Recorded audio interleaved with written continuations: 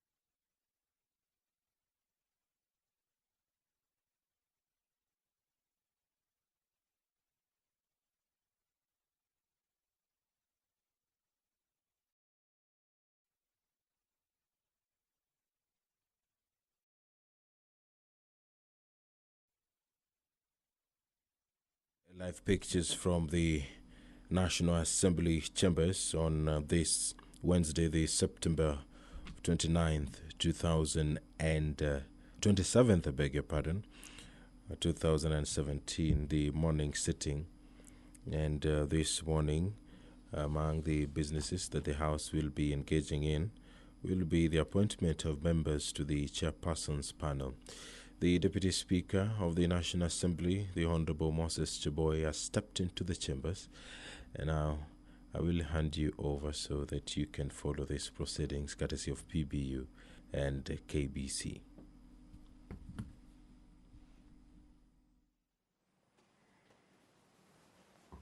Honorable members, let's pray. Almighty God, who in your wisdom and goodness have appointed the offices of leaders and parliaments for the welfare of society and the just government of the people, we beseech you to behold with abundant favor us, your servants, whom you have been pleased to call to performance of important trusts in this republic. Let your blessings descend upon us here assembled, and grant that we treat and consider all matters that shall come under our deliberations in so just and faithful a manner as to promote your honor and glory, and to advance the peace, prosperity, and welfare of our country and of those whose interest you have committed to our charge. Amen.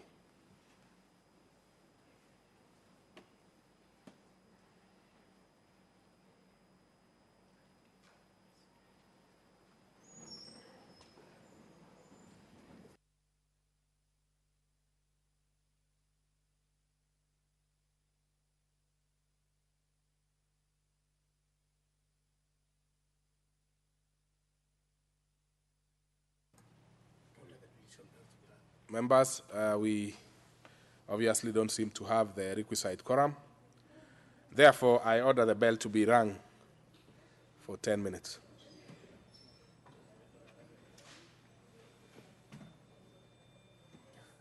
Mr. Boy has invoked Standing Order number 34, and the quorum of the House is not, there is no quorum currently, and respective leadership of the House are marshalling their members to walk into the chamber so that the business of the day can commence. And among the businesses that these members will be getting into will be the appointment of members to the chairperson's panel. And among those are 4 honorable members. One of them, Laikipia West Member of Parliament, the Honorable Patrick K. Mariru, and he has been proposed to be the first chairperson of committees. And then the second one is Narok Member of Parliament, the Honorable Rosalinda Soipantuya, who has been proposed to be the second chairperson of committees.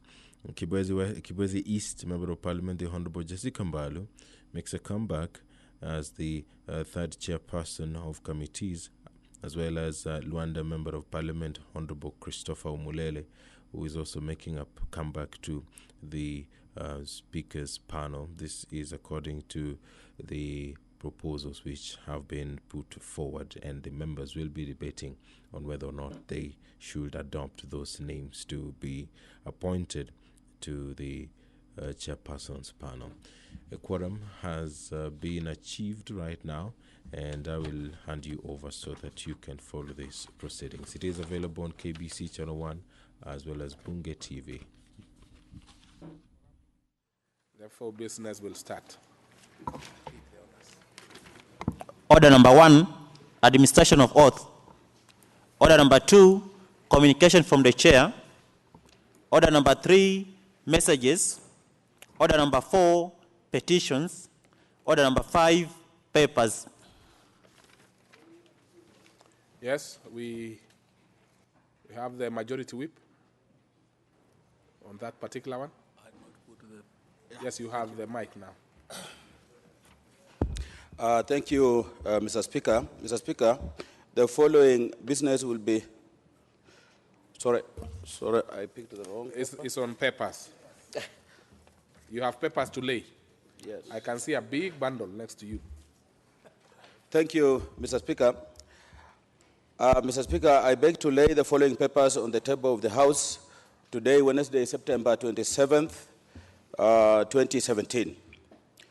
1, Mr. Speaker, supplementary estimates number 1, program-based budget of the national government of Kenya for the year ending 30th June 2018, and the explanatory memoranda.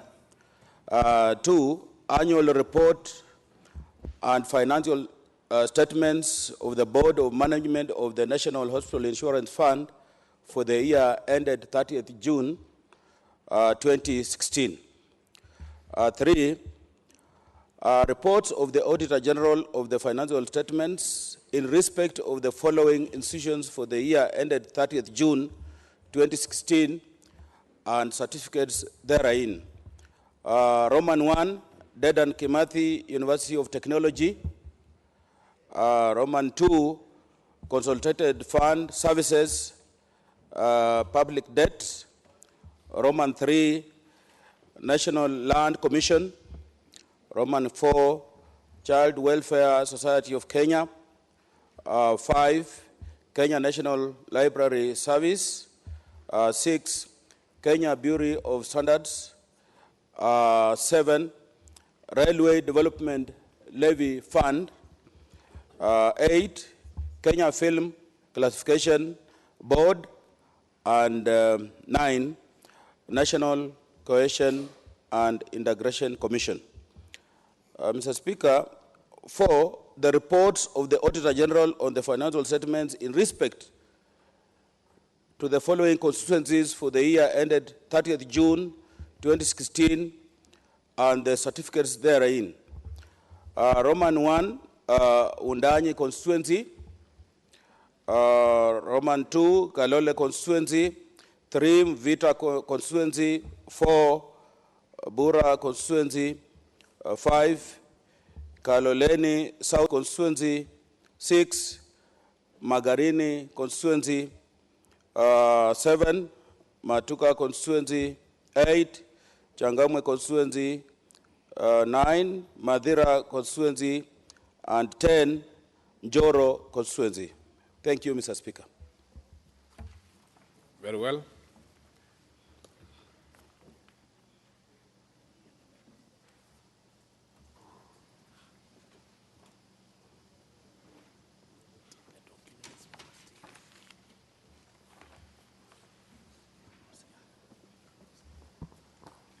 Order number 6, notices of motion.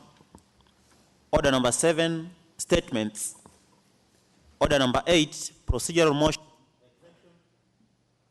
Exemption of business from the provisions of Standing Order 40, Order 3. Is that going to be moved by the majority whip? Okay, you have the floor. Thank you, Mr. Speaker. Mr. Speaker, I beg to move the following procedural motion: that this House orders the business appearing in the order paper be exempted from the provisions of Standing Order number 43, being a Wednesday morning, a day allocated for business, not sponsored by the majority or minority party, or business sponsored by a committee. Mr. Speaker, as you are aware, yesterday the House Business, during the meeting of the House Business Committee, they prioritized the appointment of members to the chairperson's panel, and of course, names have already been put on the order paper, and we were feeling strongly that given the role of the Speaker and yourself, the Deputy Speaker, I think in a way you are overwhelmed by the business of the House.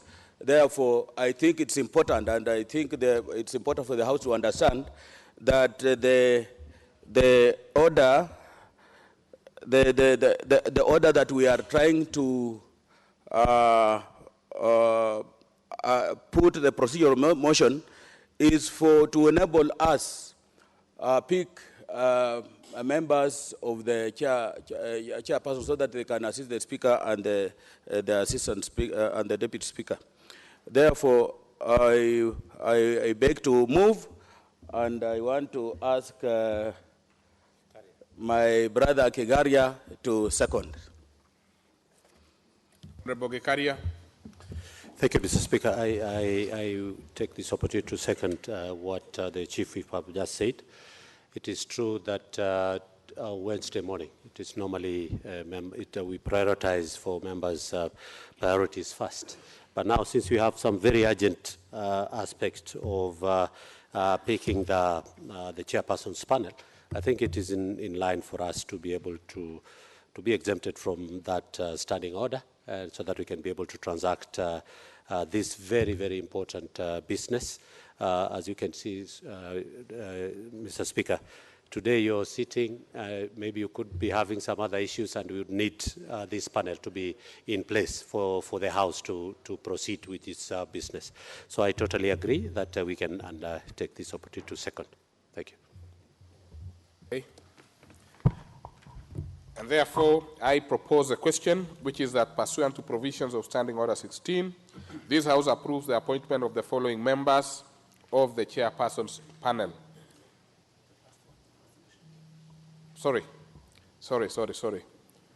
So I propose a question, I beg your pardon, members. I propose a question which is that the House orders that the business appearing as order in the order paper be exempted from provisions of Standing Order 4030, being a Wednesday morning, a day allocated for business not sponsored by the majority or minority party, or business sponsored by a committee.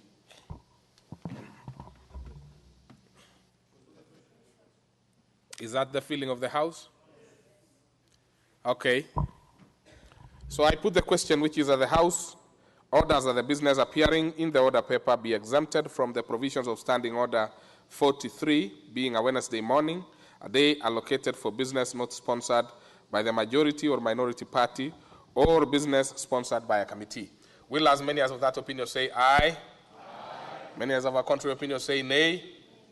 The ayes have it. And the honorable members, we cannot have a nay and an aye at the same time or by the same member. Well, I'm not pointing to any specific member, but proceed. Order number 9, motion, appointment of members to the chairperson's panel. Yes, proceed, Honorable Whip.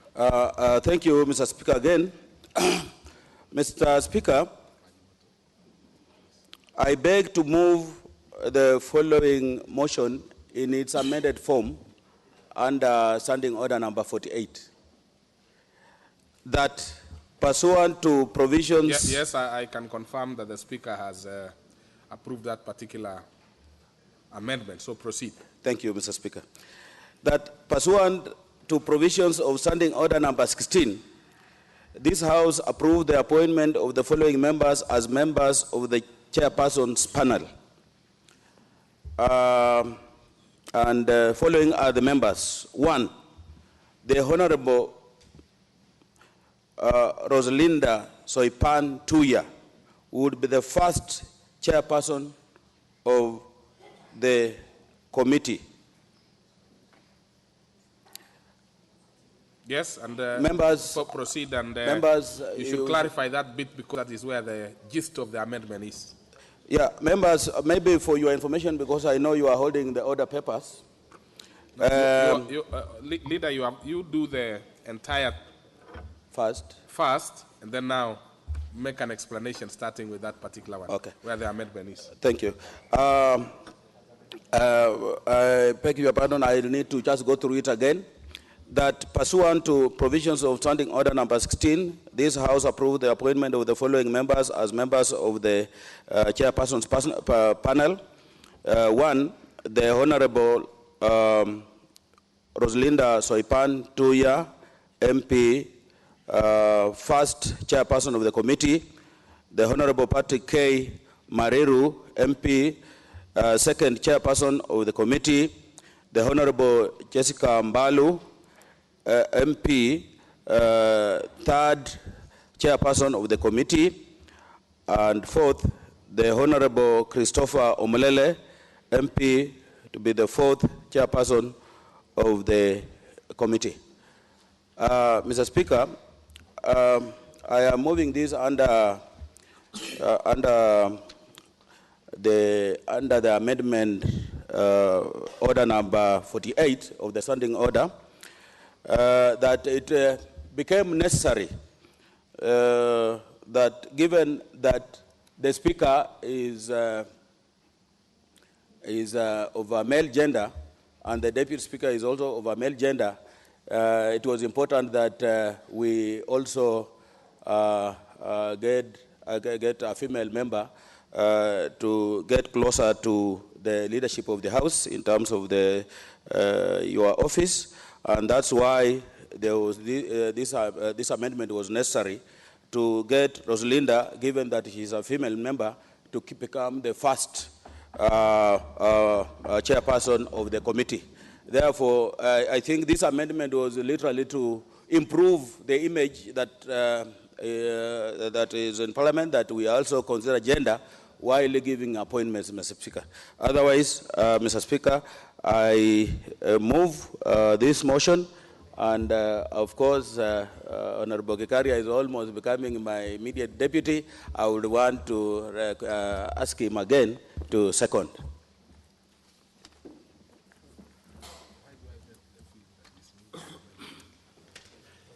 Thank you, Mr. Speaker. I take this opportunity to second the motion as regards the... Let's start from there. I think what the leader of majority has done, the chief majority whip has done is to move an amendment rather than move the motion. But you see, you are moving the motion in an amended form. So what you needed to do is to proceed now and prosecute the motion, because you are not moving the amendment. The motion is being moved in an amended form. So you proceed so that you will not have any other opportunity other than, for example, of course, when you will be making a reply. Yeah, so it's better for you to really consult on that one.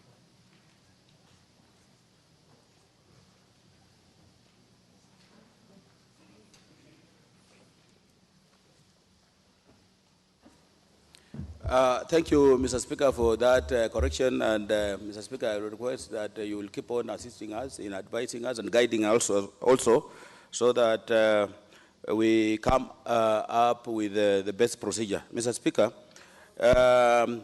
this is more or less procedural because, Mr. Speaker, it is obvious that once the House is in full session, Mr. Speaker, you and the Deputy Speaker may not be able to manage the business of the House, and also given the other administrative responsibilities you have. Therefore, it is important, and I think this is very important for new members, that other than the Speaker and his deputy, it has the standing order has provided that they need to be supported by members of Parliament who will be on their panel to do what they need to do, what they do as speakers. Before, and this goes to the new members, before the Speaker could pick on any member in the chamber to go and occupy a seat and conduct the business of the House. But for now, they have made it even more neater by identifying a committee that will work with the Speaker, and that's why it is necessary for this House to approve, because we will not just allow anybody to occupy the seat of the Speaker without the permission of the whole House. And that's why we have made it neater to make a motion so that the House can support the proposal of these names. And the way we have picked the names is from both sides. I think it's important also to just mention, if you allowed me, that we actually have 2 members from the opposition side and 2 members, or rather 2 members from the minority side and 2 members from the majority side. I can see my friend Mahanzo is wondering which side is opposition, but obviously we already know. But that said and done, Honorable Patrick Mariru is from the majority side, together with Honorable Rosalinda Soipan, whereas Honorable J.C. Kambalu and Honorable Christopher Mulele are from the minority side. So this is a balanced committee, and I would urge the House, the entire House, from both sides of the House, to support these members so that they can occupy the position of the chairpersons and the panel of the Speaker's panel. Thank you, Mr. Speaker. Yes, I move, and I want to, like I had asked my friend Gikaria, that's to now second. very well done. So let's have Honorable Gikaria.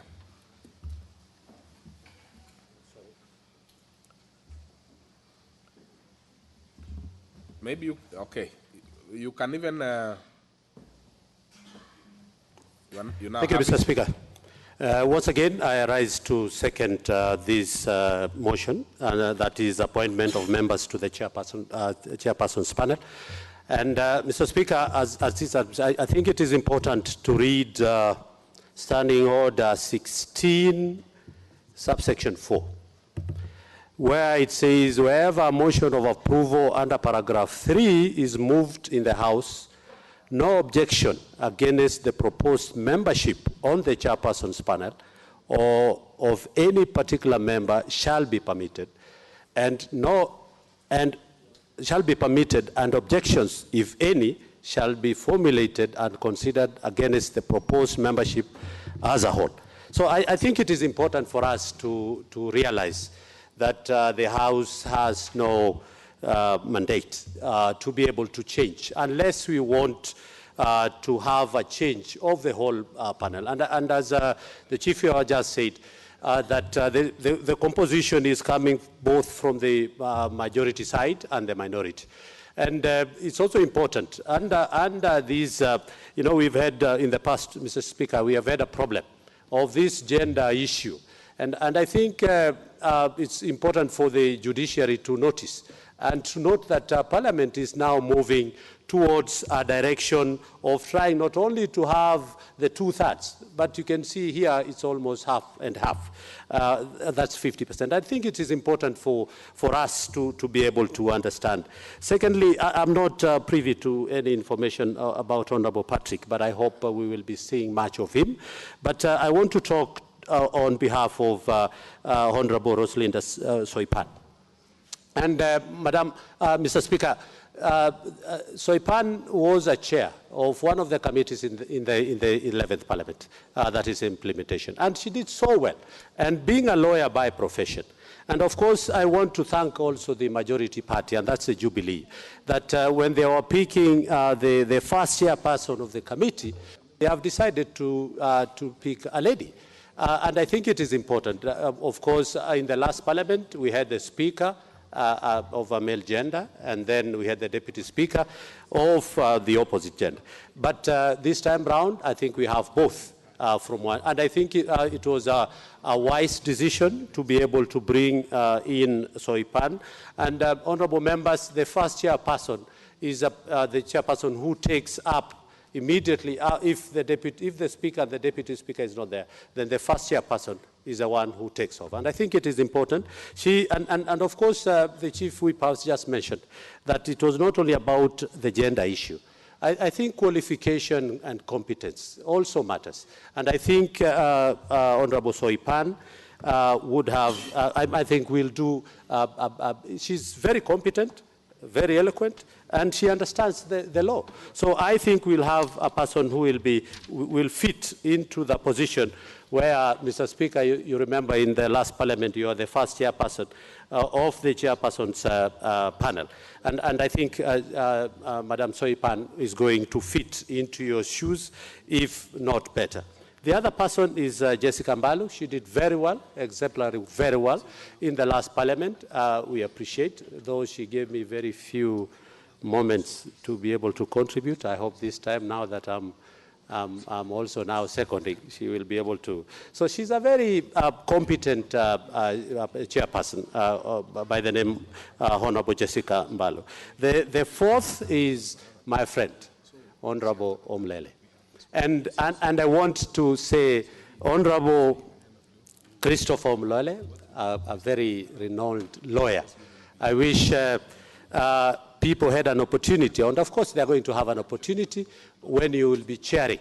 We appreciate the kind of work that you did in the last Parliament, but most importantly is to remind the 4 members that they need to take a bipartisan position. They should never take sides. And I think that is what happened in the last parliament, and we were so happy of what is unfortunate.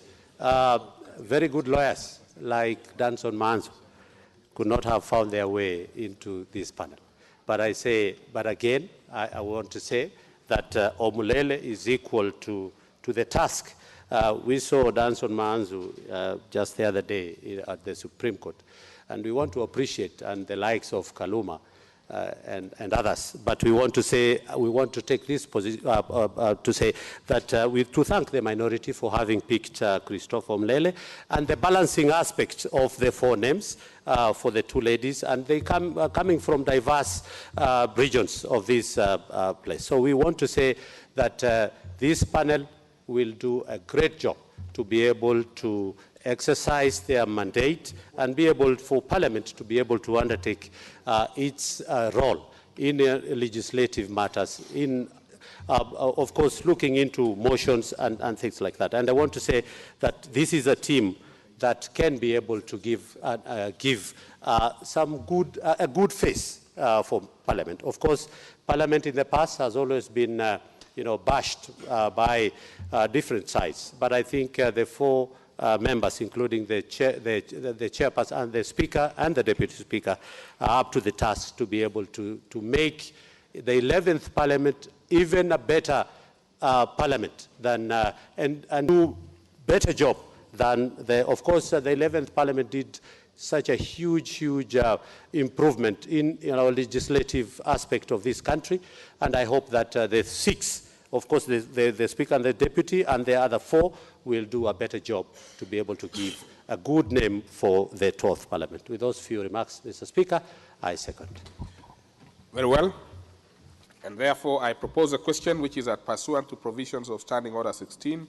This House approves the appointment of the following members as members of the Chairperson's panel. 1, Honorable Rosalinda Soipan Tuya, MP, first Chairperson of committees. 2, Honorable Patrick K. Mariru, MP, second Chairperson of committees. 3, Honorable Jessica Mbalu, MP, third Chairperson of committees. And Honorable Christopher Omulele, MP, fourth Chairperson of committees. Now, I will give the first shot to Honorable Member for Makueni.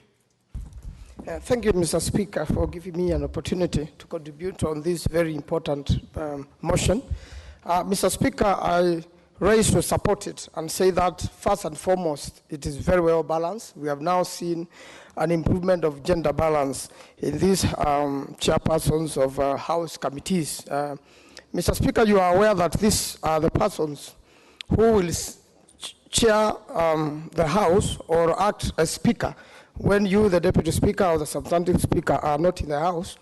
And of concern, Mr. Speaker, is to see that at least if you are to go by order of seniority in terms of the lawyers, then Chris Omulele would have been somewhere number 2 or number 3 in that matter. But we understand that there is a majority and a minority in the House. I really want to congratulate the Honorable Chris Omulele from this side of the House, who is now back as a chairperson. The Honorable Jessica Mbalu, who comes from Makueni County, Kibwesi's constituency, where I come from, Mr. Speaker, as a member of Parliament, Makueni constituency, that we are happy with the appointment of the Honorable Jessica Mbalu, and she did her work very well the last House, Mr. Speaker.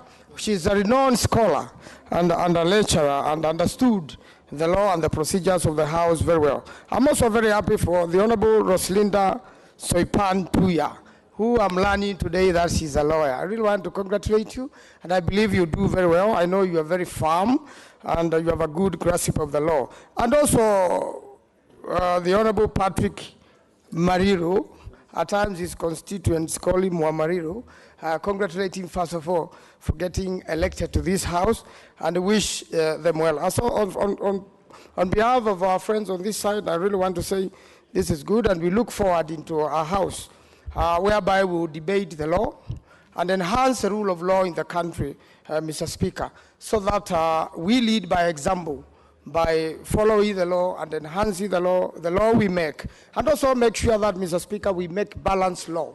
which is not subject quite often to challenges at the Supreme Court or the High Courts or the constitutional courts for constitutionality or lack of it in one way or another. I believe we have enough lawyers in the House who can guide the House properly, and it is now shown by having as many as possible, including yourself, the Deputy Speaker, a renowned lawyer too, and congratulations for having been appointed as the Deputy Speaker of the House. So with so many lawyers in that team, Mr. Speaker, I believe we'll do well as House. I support, and thank you very much. Very well. In order to balance, I see today the entire Eastern Bloc was almost top on the list. So we will skip Honorable Nguna Ngusia. We probably will even skip also Mulyungi Mutemi, because we've just had something from the Eastern. Let's go to, that also comes from the other side. So let's start with Njoroge wa Maua, that is Maragua. Thank you so much, Mr. Speaker. I also like to support the motion, which has been amended to have the members in the chairperson's panel. But Mr. Speaker, allow me first of all to give my maiden speech, starting by congratulating the people of Maragua who gave me the seat. And I want to tell them that I'm ready to work for them and to see to it that all what I was telling them, I'll be able to do for them. I also want to congratulate, because I've already made history that in Maragua constituency there has never been a woman. I was the first one, and the faith that they had, I'm going surely to show to it that I'm to the task. Mr. Speaker, sir, I want also to congratulate the mover and the seconder of this, and I want to say there must have been a great mind who sat and picked the people that we have here, the honorable members that we have here. And Mr. Speaker, they must be the caliber that we require in this House, so that in the absence of the Speaker and you as the Deputy, the progress of the business in this House will continue. Mr. Speaker, sir, I also want to congratulate them also because they were able to look at the gender parity. And even though we are new in this House and we do not know majority of them, from the previous honorable speakers who have spoken, they've touched quite on their abilities, and we want to concur with them. These are honorable members of high might who understand the rules and the procedures of this House, Mr. Speaker. So we support and we congratulate them, and we are ready to support them so that at least we can be able to deliver on behalf of the people of this Kenyan nation. Thank you.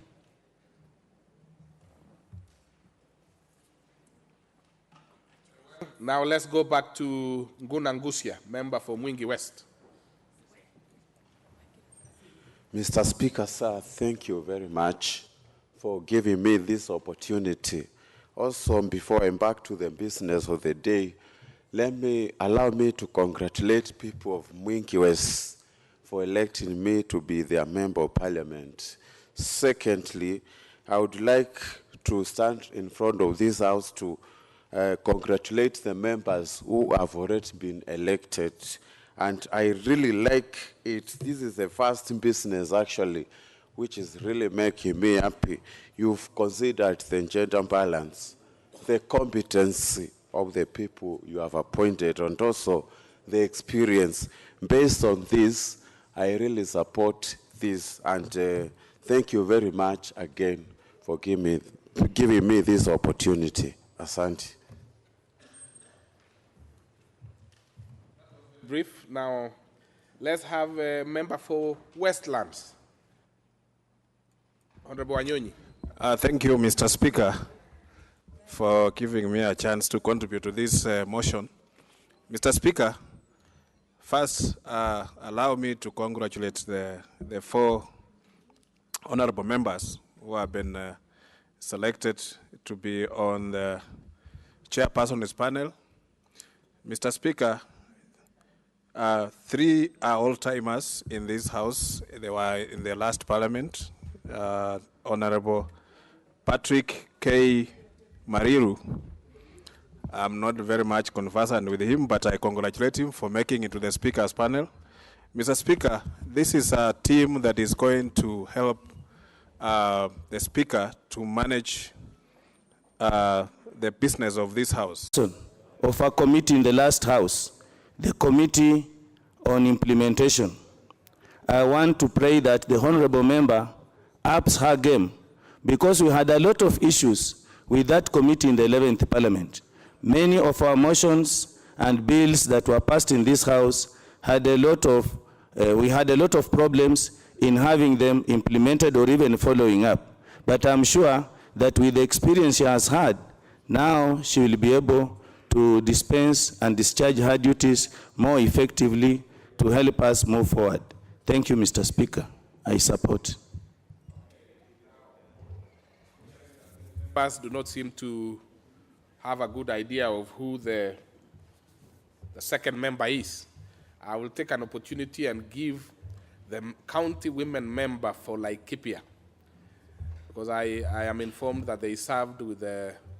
Yeah, so proceed and let's hear from you. Thank you, Mr. Speaker. I take this opportunity to say a big congratulations to the appointment of the members in the chairperson's panel. And thank you even for the privilege to allow me to speak for the Honorable Patrick Mariru, and maybe give a brief history who he is and how far he has come to be a member of parliament representing the people of Laikipia West. I've served in the County Assembly of Laikipia for the last 4+ years, and Patrick Mariru, the Honorable Member for Laikipia West, has been my speaker. And I wish to confirm to this House that the Honorable Patrick Mariru, he's quite learned fellow. In this case, I would confirm that he has been doing his PhD as well as doing his second master's, and he is a lawyer. And speaking from my experience working with him in the County Assembly, we managed to pass over 12 bills which were enacted into laws. We were ranked the first county assembly which passed the highest number of bills, and in this case I would confirm that we had quite a number of county assemblies come to benchmark with us, and also he got a rare opportunity to be amongst the person who led the draft, when we were doing the what do you call it, this manano ya pombe, the alcohol bill. He got the privilege of being the one who was leading as a chairperson. And I know this House remembers very well when it was time to go and crack the whip, and we declared that we are saying a big no to the illicit brews that were being done in the name of second and third generation. In this case, Mr. Speaker, I want to confirm to any member who has doubt that Patrick Mariru is a well-learned fellow. He carries a vast experience from working with the World Bank. He carries an experience of working with members of County Assembly, and also being one person who has managed to stand in the ranking of corporate lawyers and people who have managed to rise to the top leadership of the County Assembly leadership as far as members, the speakers are concerned. In this case, Mr. Speaker, I also want to congratulate Loserinda Soipayan, who happens to be County Member of Parliament, Mr. Speaker, and also as a woman to say she deserves Jessica Mbalu too, and the rest of the members. Mr. Speaker, I want the rest of the members not to be in any doubt who Patrick Mariru is, the Honorable Member, and also to believe in his capacity. You just need one interaction with Patrick Mariru, and he'll take you out of this one in his understanding of the Constitution and also the other rules and sharias that are in this House. I support, not seconding. Thank you. Well, I see you really had a proper brief on that particular one. So let's have a member for Oundo Ojiambo, member for Funyula. Mr. Speaker, sir, being my first speech in the House, it's a maiden speech. So obviously, first of all, I want to thank the people of Funyula for giving me an opportunity to be their member of parliament. I also take this opportunity to convey greetings from the people of Funyula to the leadership and the membership of this House and request that we conduct ourselves with the decorum and manner befitting our status in society.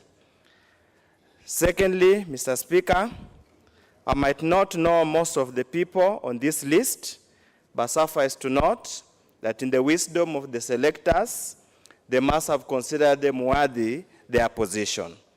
My rallying call is that we hope they'll conduct the affairs of the House in the absence of the Speaker and the absence of the Deputy Speaker in an impartial manner, knowing that the country is a divergent country, it's a diverse country with different expectations.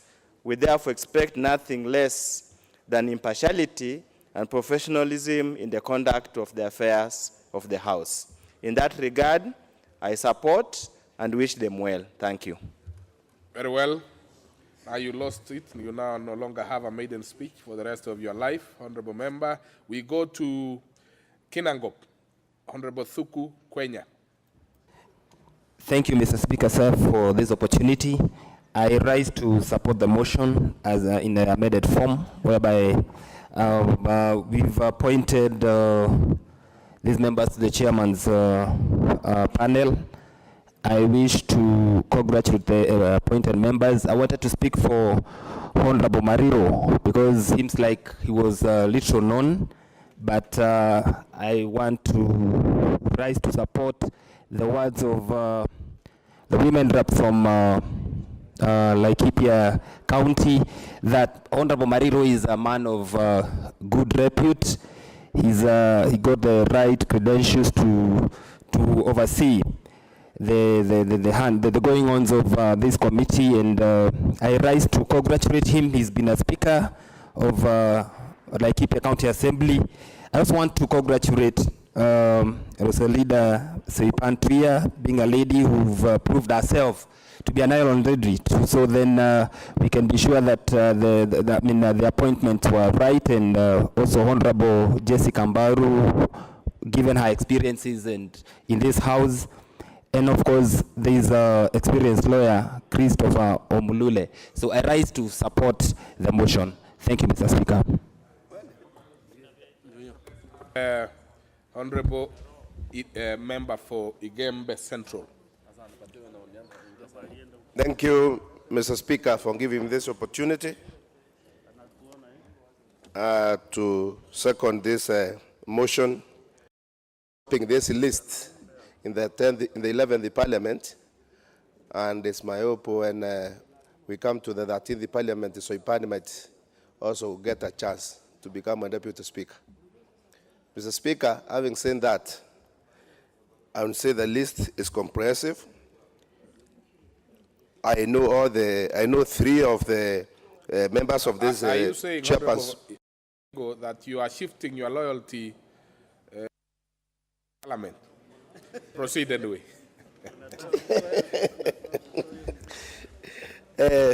No, I didn't intend to imply that one, Mr. Speaker. Mr. Speaker, I know three of the members who have been appointed here are very well known to me because we have been, I have sat with them in the last Parliament. And Mariro, I happened to meet him yesterday, and we interacted a bit when we were somewhere, and I found he's a man of substance. He has been a speaker, and therefore I can see that the list is quite comprehensive, and this team will really assist you and the substantive speaker to run the affairs of this House, Mr. Speaker. Having worked with Omulele, Jessica in the last Parliament, they did a good job. They really supported the chair or the speaker, and you included, Mr. Speaker, and we used to have a very smooth debate. The House used to run very well.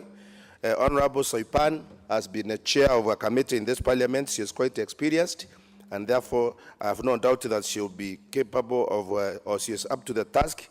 And Patrick, having sat in the County Assembly, which is quite similar to what we have here, I think he is also up to the task. So I would urge my colleagues to support this team. We wish them well so that they can execute their duties and mandates as per the Constitution and as per the standing orders. And more so, there will be the people, you, Mr. Speaker, and the substantive Speaker, who you will be relying on, especially when you are not available in the chambers because of other things. And I would say you would rest assured that the affairs of this house will be run properly by this team. Once again, I congratulate them and also request my members or my fellow colleagues to support them so that we can expedite the mandate of our work in this house. Thank you, Mr. Speaker. Very well. Honorable Ososi Godfrey. Thank you, Mr. Speaker, for giving me this opportunity to contribute to this motion. But, Mr. Speaker, before I do so, I would like to make my maiden speech. First, I want to thank my party, ANC, and my party leader, who is a senior citizen of this country, Honorable Musalia Mudavadi, for nominating me to represent the party in this parliament. I think it's a great honor to me as a person and to the party. Honorable Speaker, I have been the Secretary General of Amani National Congress for more than 3 years.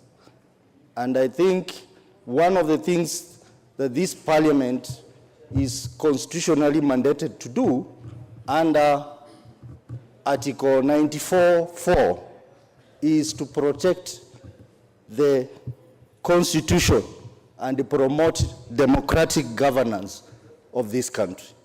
I think, Mr. Speaker, one important institution that will require a lot of support from this House is political parties. We need to strengthen our political parties by putting in place policies and structures to make political parties stronger, because it is the political parties that provide the leaders who come to this House.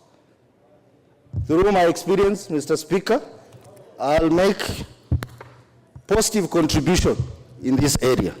Secondly, Mr. Speaker, we have challenges in this country, political challenges, the issues of IEBC. I think this House, being the supreme body in this country, you must rise to the occasion. Let us put aside our political differences of NASA and Jubilee and do the right thing for this country. Because today you are on the other side, tomorrow you will also be on our side. So I am asking our brothers from the Jubilee side, please listen. Listen, so that we can have credible, free elections, and not just elections.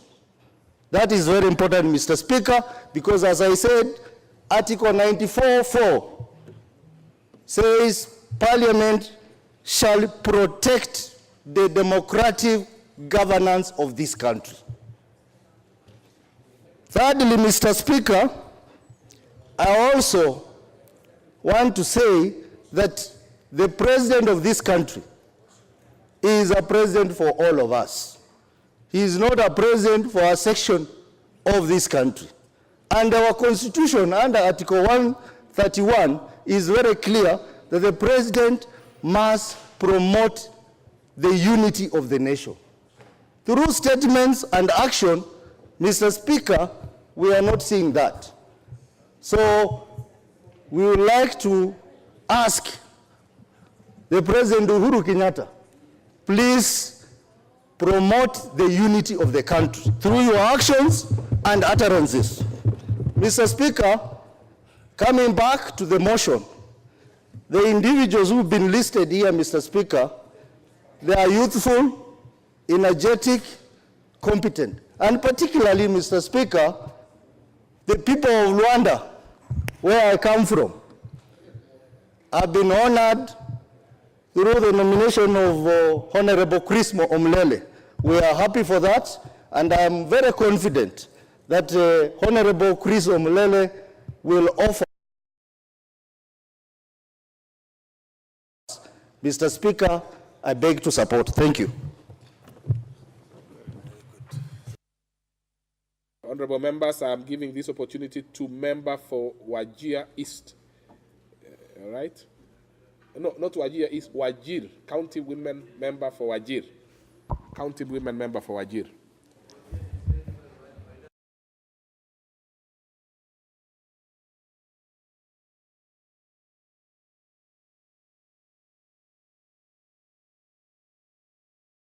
I'm not going to go very far from Wajir, so I am giving you a county women representative. Please. I'm grateful you understood. Thank you, Mr. Speaker. I also want to support the motion.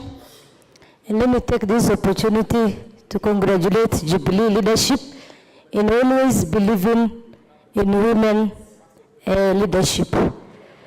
Mr. Speaker, talking about the list is well balanced. We have two great ladies. And Soipan is a brilliant young pastoralist lawyer. We have no doubt that she's going to deliver. Coming from the pastoralist, Mr. Speaker, coming from the pastoralist, this is a great milestone to have the first chairperson of the speakers panel as a lady, a pastoralist, a brilliant young lawyer who's going to deliver. Mr. Speaker, if you remember the last parliament, we also had Joyce Laposo. Through that platform, today she's the governor of Bomet. And in that, as women of Kenya, women from the pastoralist, we're so grateful. And I support the motion. Thank you, Mr. Speaker, for giving me the opportunity.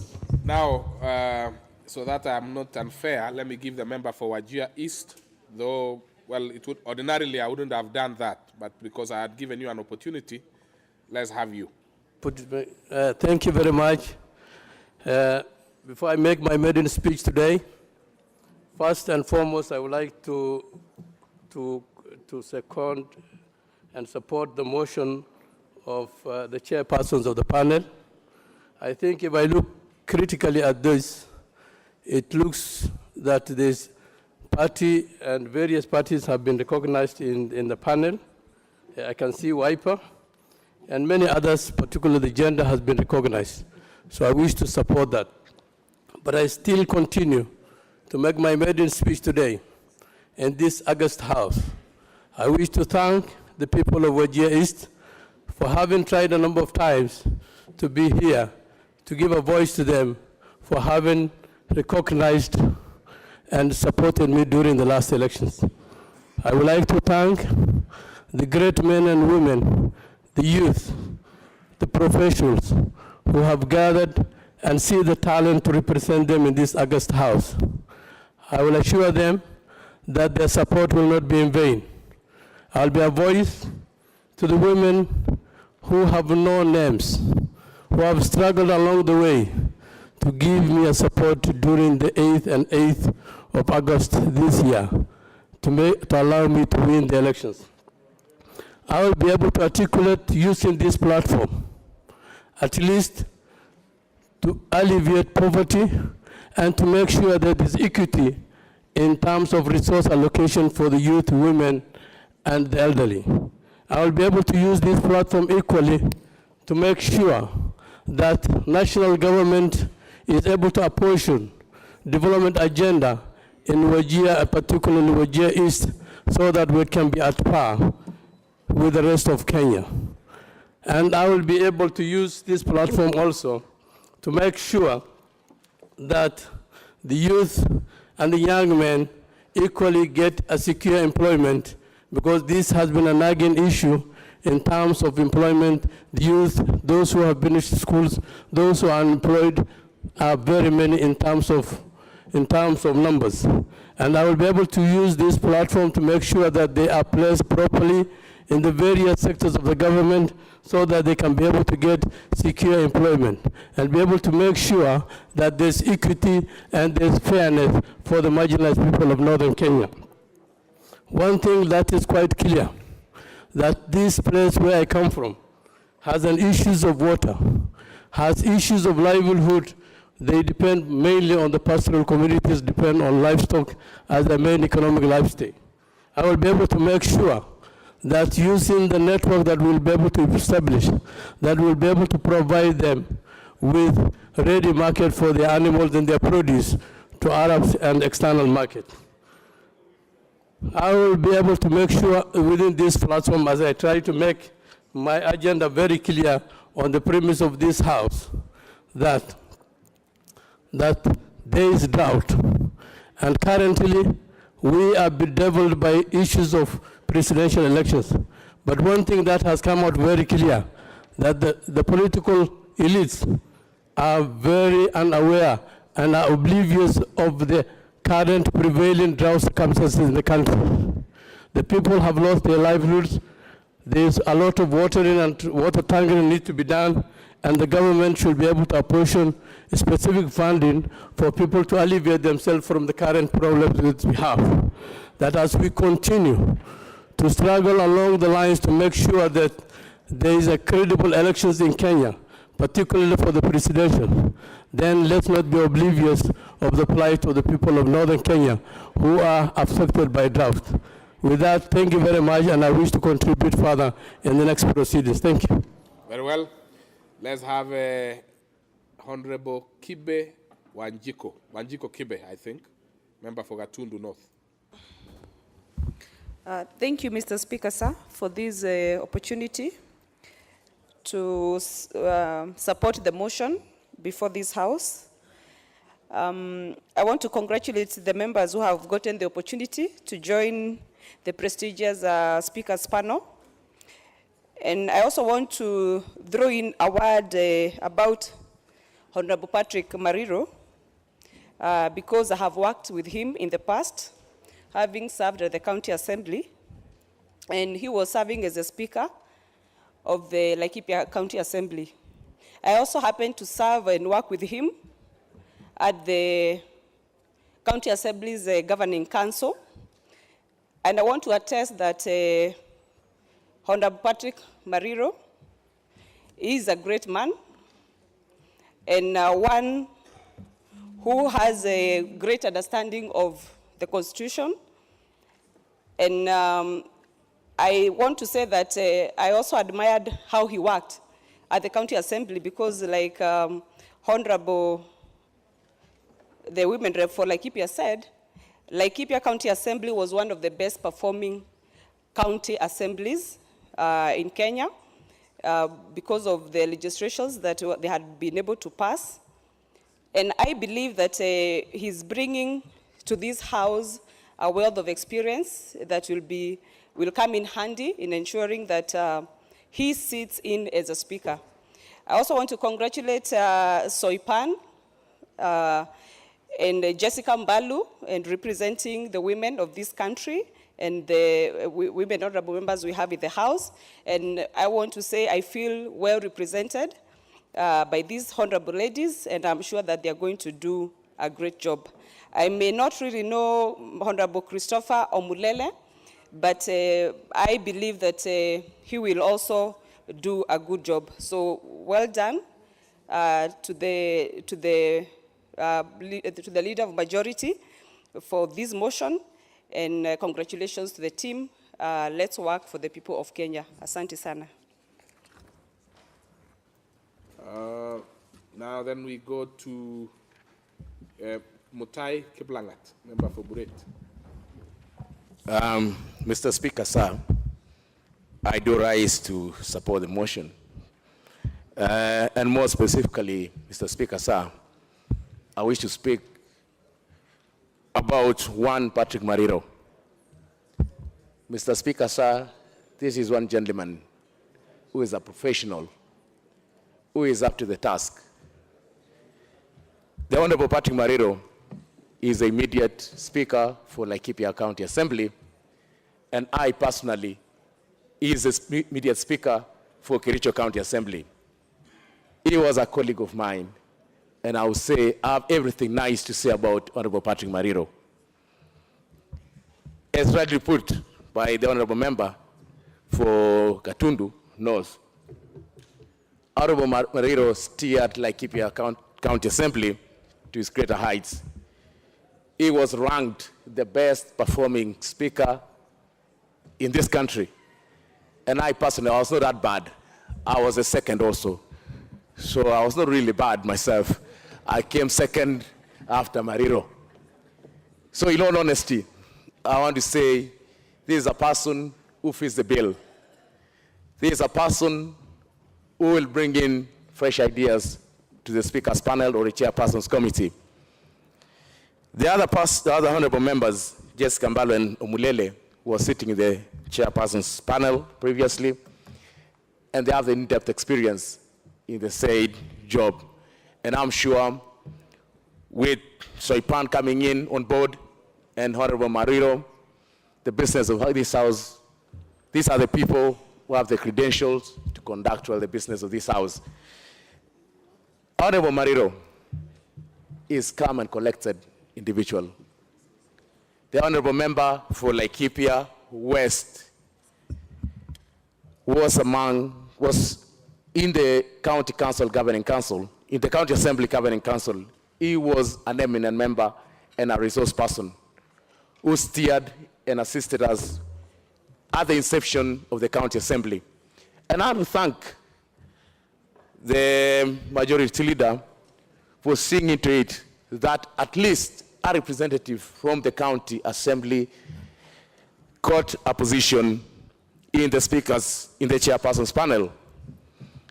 He is an eminent lawyer and currently doing his PhD. He has a vast experience in the business and in the legal profession. And I'm confident he'll do a great job. This is a team that will steer this parliament for the remainder period of this term.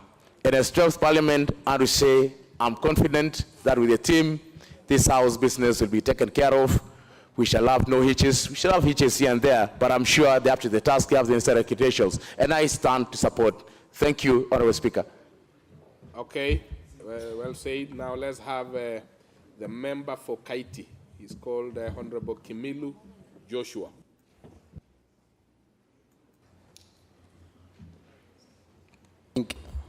Thank you, Mr. Speaker. Let me take this opportunity first to thank the people of Kaiti Makueni for giving me the opportunity to serve them. May I say that I promise to be faithful and serve them because I came to this house, they sent me to this house to serve them.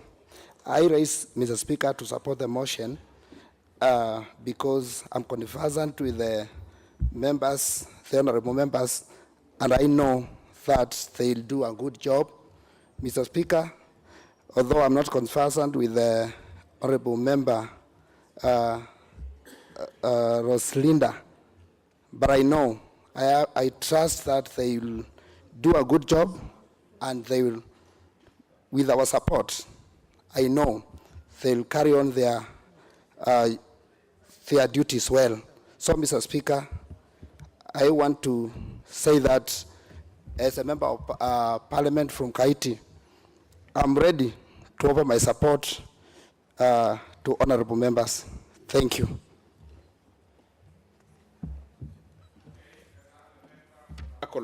Honorable Wangwe. Thank you, Honorable Speaker. First and foremost, allow me to congratulate you upon your election and appointment as the Deputy Speaker. Also, Honorable Speaker, allow me to thank the great people of Navaholo in Western Kenya, the former province, and Kakamega County currently, for giving me the opportunity to come and serve them in this August House for the second time. Honorable Speaker, the journey to this House is long, and people queuing for hours to vote for you is not just as simple as it might be, but an honor to you. Therefore, Honorable Speaker, I thank those great women and men and the youth that did the same on August 8th for me. Honorable Speaker, allow me to support the motion as amended, and I'm grateful that Honorable Soipan, whom I shared the opportunity in the 11th Parliament, that has been made the first chairperson of the committee. She's a very credible debater, and she'll be able to analyze those who would want to debate on a particular motion as it will be on the floor, Honorable Speaker. Honorable Speaker, allow me to thank the appointment of Honorable Mulele Chris. Honorable Chris is a lawyer, and Honorable Chris, we've had an opportunity to share with him a same committee in the 11th Parliament, Honorable Speaker. Honorable Chris is a very credible person. He doesn't have the humor to create against any person, and Chris will be able to steer this House once more as he did during the almost last time of the 11th Parliament, Honorable Speaker. Honorable Speaker, Honorable Jessica Mbalu was on the same panel last Parliament. She did a great job, and I'm grateful, Honorable Speaker, that she has been considered by the NASA coalition to come on the Chairperson's Committee, Honorable Speaker. Honorable Speaker, from what my colleagues have said about Mariru, I want to take what they've said as the naked truth. I used to see him when we could have an opportunity to view the Laikipia County Assembly. Therefore, I have no doubt that he's going to translate the same into this House. The only difference is, Honorable Speaker, he was building the precedents in the 11th session, which we had last time, and here we have as old as the country. The presidents of this August House shall have to rule as old as the House it is, Honorable Speaker. Therefore, being a lawyer, he'll be able to read the mood of the House so that he conducts us well. In that, with that short remark, Honorable Speaker, I wish to support the motion. Honorable Lodepe Nakara, member for Turkana Central.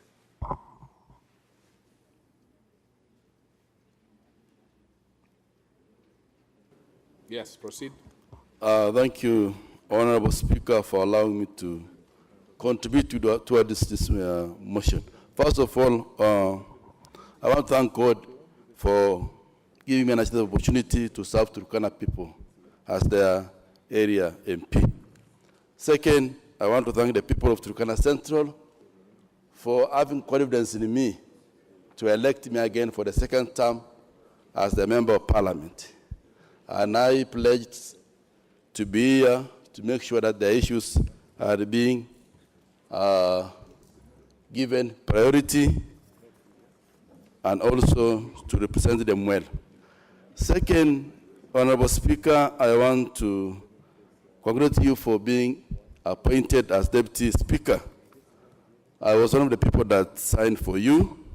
Although Baba said we should not come to the House, we are in a movement that is disciplined and we followed instructions.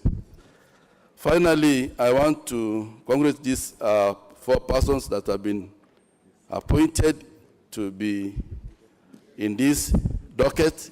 I know 3 of them. I know Madam Saipan as a lady of integrity, a pastoralist with respect, a lady who commands both sides of political divide. Honorable Speaker, I've dealt with Jessica Balu during the 11th Parliament. She's a lady disciplined, time conscious, and always ready to confront anybody who wants to misbehave in the House. And my friend Chris, from the beginning I told him he'll be again in the panel of the chairpersons because he did very good during 11th Parliament. Finally, Honorable Speaker, I want to give a piece of advice to the honorable members that this House is a House of records. One of the members said that the Assembly was the best ranked in this nation. I think it was not true. The Turkana County was the best county assembly with the 20 bills. And I confirm to you because the minority leader was URP by then. He's here with me. Sometimes people watch us, so we need to give the right information. Finally, I want to challenge Jubilee members of parliament. When we come here, we come as honorable members. The issue of the party should not take precedence here. Because sometimes we think as if we are campaigning here. Here we discuss national issues that affect the common mwananchi that elected us to be here. There were guys who were pro-government. Order, Honorable Nakara. What is it? Is it member for Gilgil?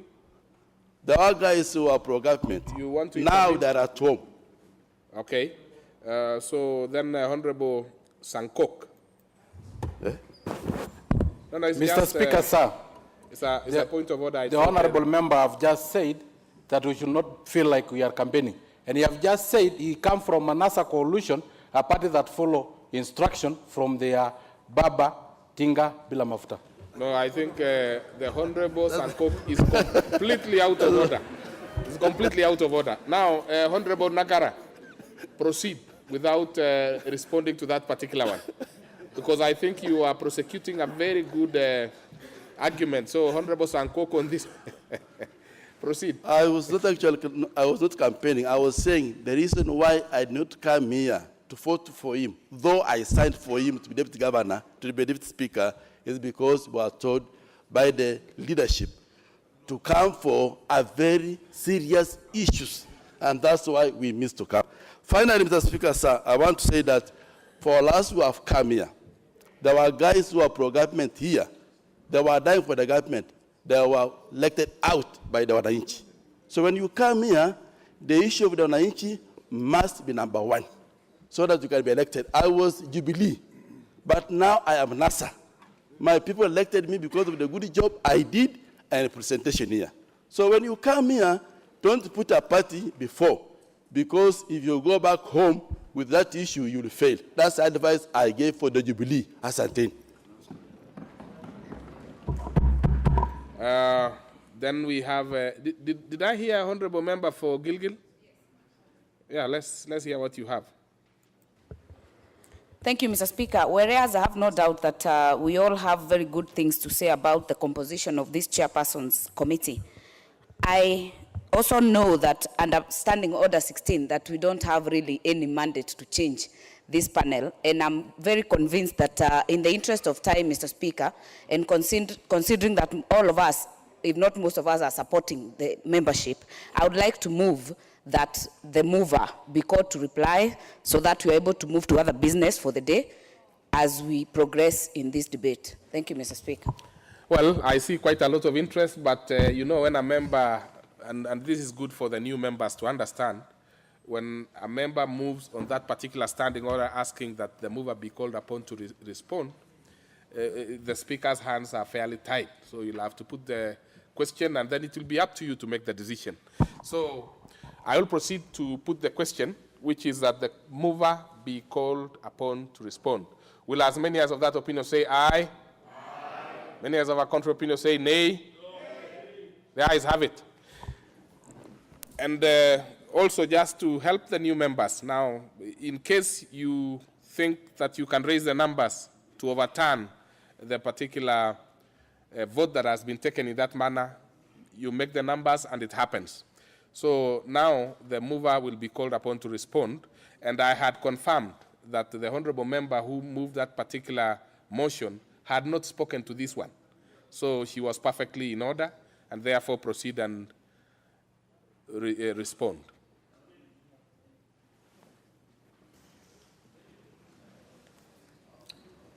Proceed. Thank you, Mr. Speaker. Mr. Speaker, while moving this motion, I thought that as many members as possible will be given an opportunity to speak on this motion, because this is a panel that is going to serve them.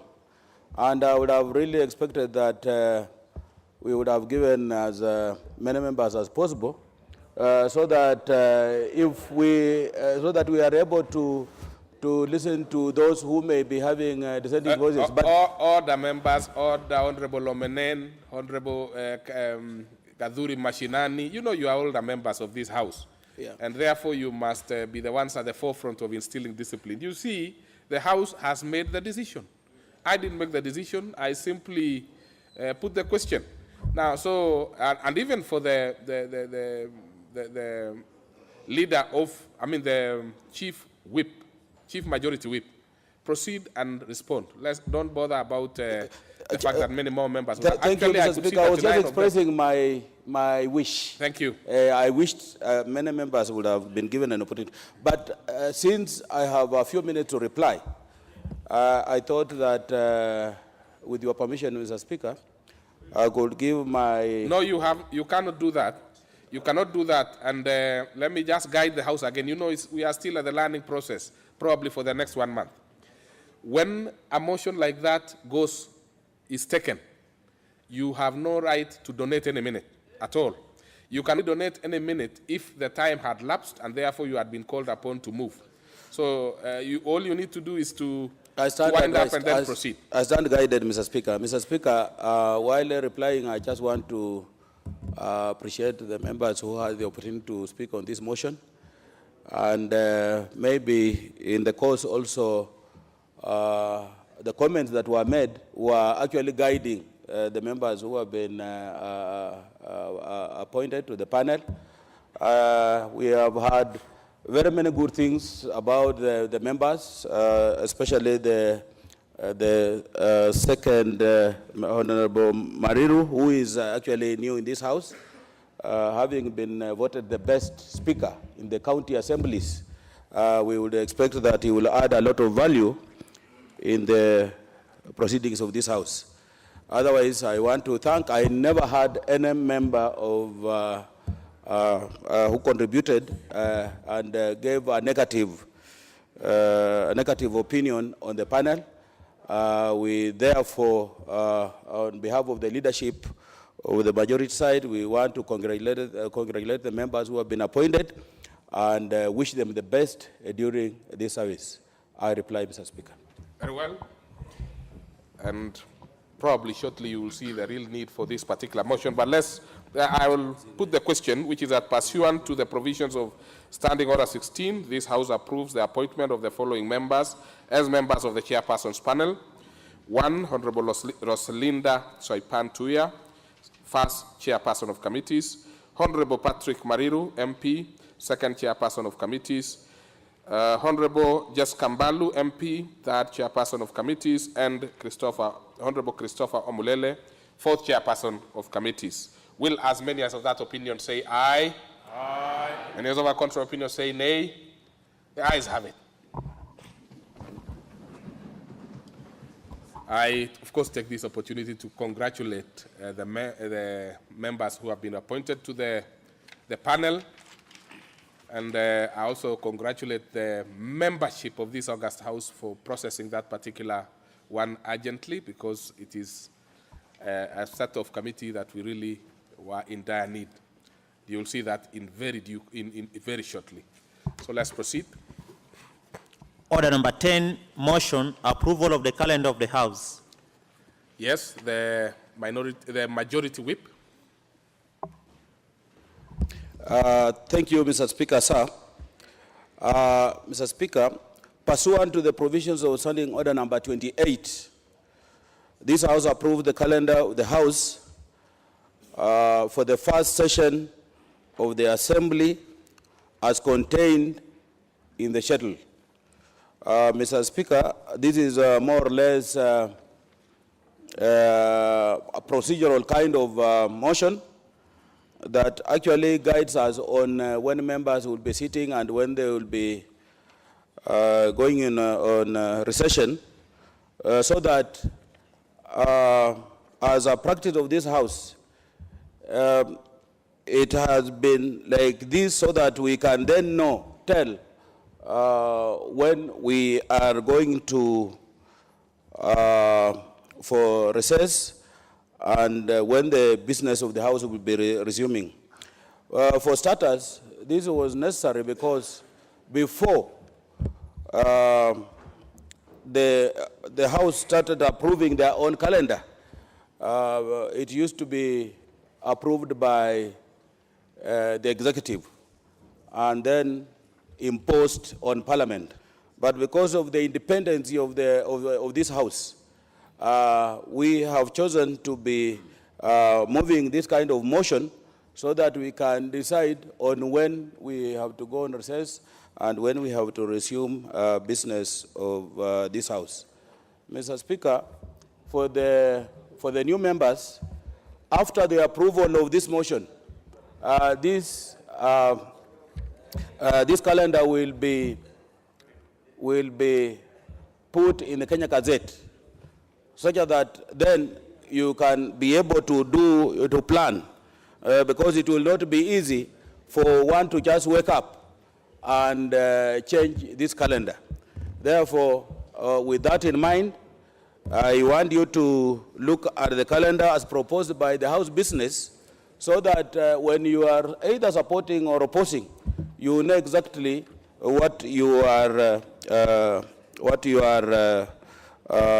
debating about. The calendar has been attached, and it takes us up to February of next year. After February, and I'm sure that will be after the long recess, then we will come up. The House Business will also give another proposal of another calendar that will still be brought in this House for your approval again for the rest of the year 2018. Otherwise, I beg that members look at this calendar favorably, so that you can support, so that this can be approved as a calendar from now up to 18th of February. Mr. Speaker, with your permission, I would want to ask Honorable Martha Wangari, MP Gilgil, to second this motion. And maybe for starters, Martha Wangari was a former nominated senator in the last term, and she was one of senior members of UDF, a party I was a patron. I was a party leader, and I would want to give her this chance to second this motion. Thank you, Mr. Speaker.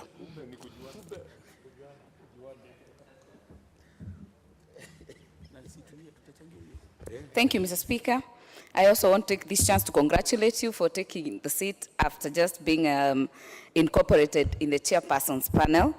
And I take the privilege to second this motion, and it is as straightforward as the mover has said, Mr. Speaker, that despite the calendar being provided for in the Constitution, we have the capacity and we have the liberty to actually bring it on the floor and amend it accordingly. If you look at the way it has been put in the schedule, Mr. Speaker, you will realize that it has considered the very busy schedule for members. It has considered that you need to be in the constituencies. Sometimes you need a short recess. You also need a long recess, especially in December, to actually bond with your family and take the time off parliamentary duties. That is a time also that we have our staff members taking some time off to be able to serve us better in the House. And Mr. Speaker, I would also like to bring into the attention to the members Article 103 of the Constitution that talks to the vacation of office of Member of Parliament. In the previous Parliament, there was a provision that before this Constitution that if you miss consecutive sitting, that's when you lose your seat. I want to bring it to the attention of members that this time, Article 103 that talks to the vacation of office of Member of Parliament, it says that the office of Member of Parliament becomes vacant if you read B. If during any session of Parliament, the member is absent from 8 sittings of the relevant House without permission in writing from the Speaker and is unable to offer a satisfactory explanation for the absence to the relevant committee. Mr. Speaker, this provision is very critical. It is also provided for in the standing orders that I want to speak even to our NASA members in this House that whenever you miss sittings, remember that there's a provision in the Constitution that can lead to you losing your seat if you miss 8 sittings. In this case, Mr. Speaker, it is not consecutive. It is in totality in a session. This calendar talks into the first session that runs all the way to December, and I hope that members can take note of that we are very keen to prioritizing the business of the House, and if you have to be if you have to be committed elsewhere, it has to be with the express permission or relevant notification to the Speaker on your absence. Mr. Speaker, I would actually request my members or the members of the House and my colleagues to support this. It is well thought out. It has very short sittings. The only long one is G when we have 20 sittings. Please go through it, Mr. Speaker, so that we are able to pass it and we are able to go on with the business of this House. With that, Mr. Speaker, I second.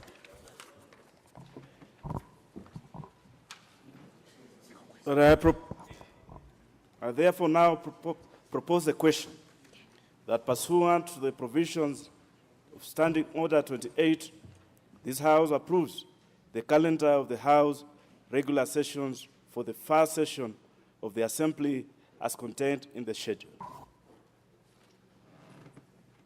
Honorable members, before I give opportunity to members to speak to this, I would like to thank you on behalf of all the members of the Speaker's panel who have been elected by you today for bestowing upon us this great honor to lead you when the substantive holder of the office and his deputy are not present.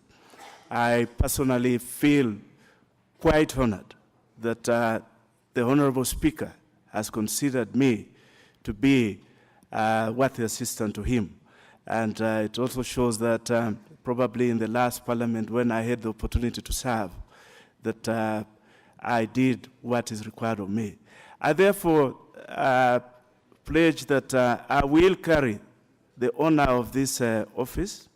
I will do what is required to do by law, and also as humanly as possible. And I also just like to tell members, to ask members that as we carry the duties that our nation has bestowed upon us, that we must remember that we are one as a nation, and we must bring honor to the offices that the people of Kenya have bestowed upon us. And starting with me, I will carry the duties of this office that you have bestowed upon me, and the people of Luanda have also allowed me to represent them in this House with a lot of honor, and I'm grateful to them for allowing me to come back to this House. Having said that, I will therefore now proceed to give opportunity, the first opportunity in this regard, to the Honorable Member for Kisumu West, the Honorable Lago Oloch, to say something to this. Thank you, members.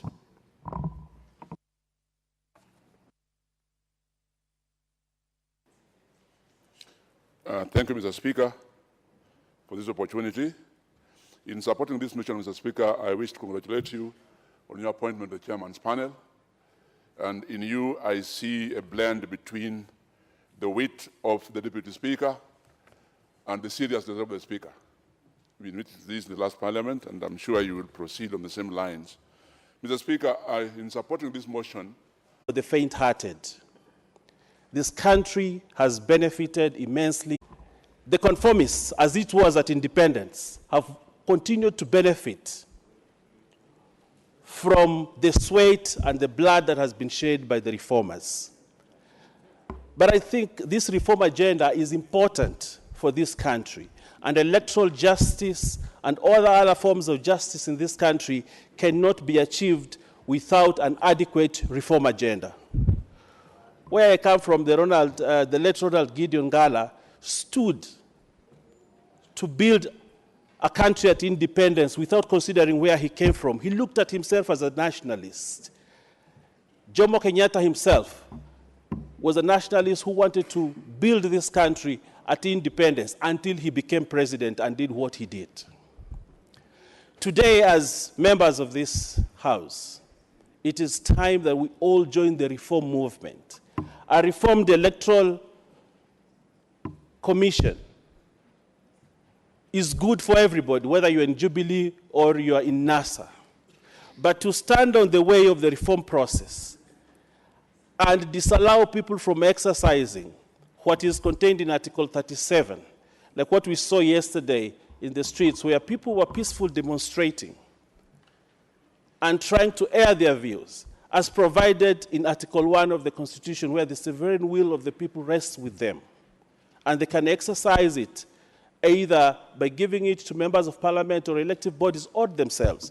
But what we saw yesterday is that the police, which in this case is controlled by the government of the day, came in full force injured and maimed people. And this must be condemned by all, and we must uphold the rule of law and the Constitution that we all swore here to uphold. So, honorable members, as we go on for this recess, I would like us to go out there and preach peace, that we all belong to the one nation. This country will be there after 26th. But whether it will be one country or not depends on what we do during the election. So as I wind up my maiden speech, Mr. Speaker, so I would like to urge members, we take the opportunity to go out there and preach peace where we are as we campaign. Let's not just campaign as Jubilee members, but let's campaign as Kenyans. Let's not just campaign as NASA members, but let us campaign as Kenyans, so that we do not have a situation that begets like the one that begot in 2007. Mr. Speaker, sir, I beg to support this motion. Thank you very much.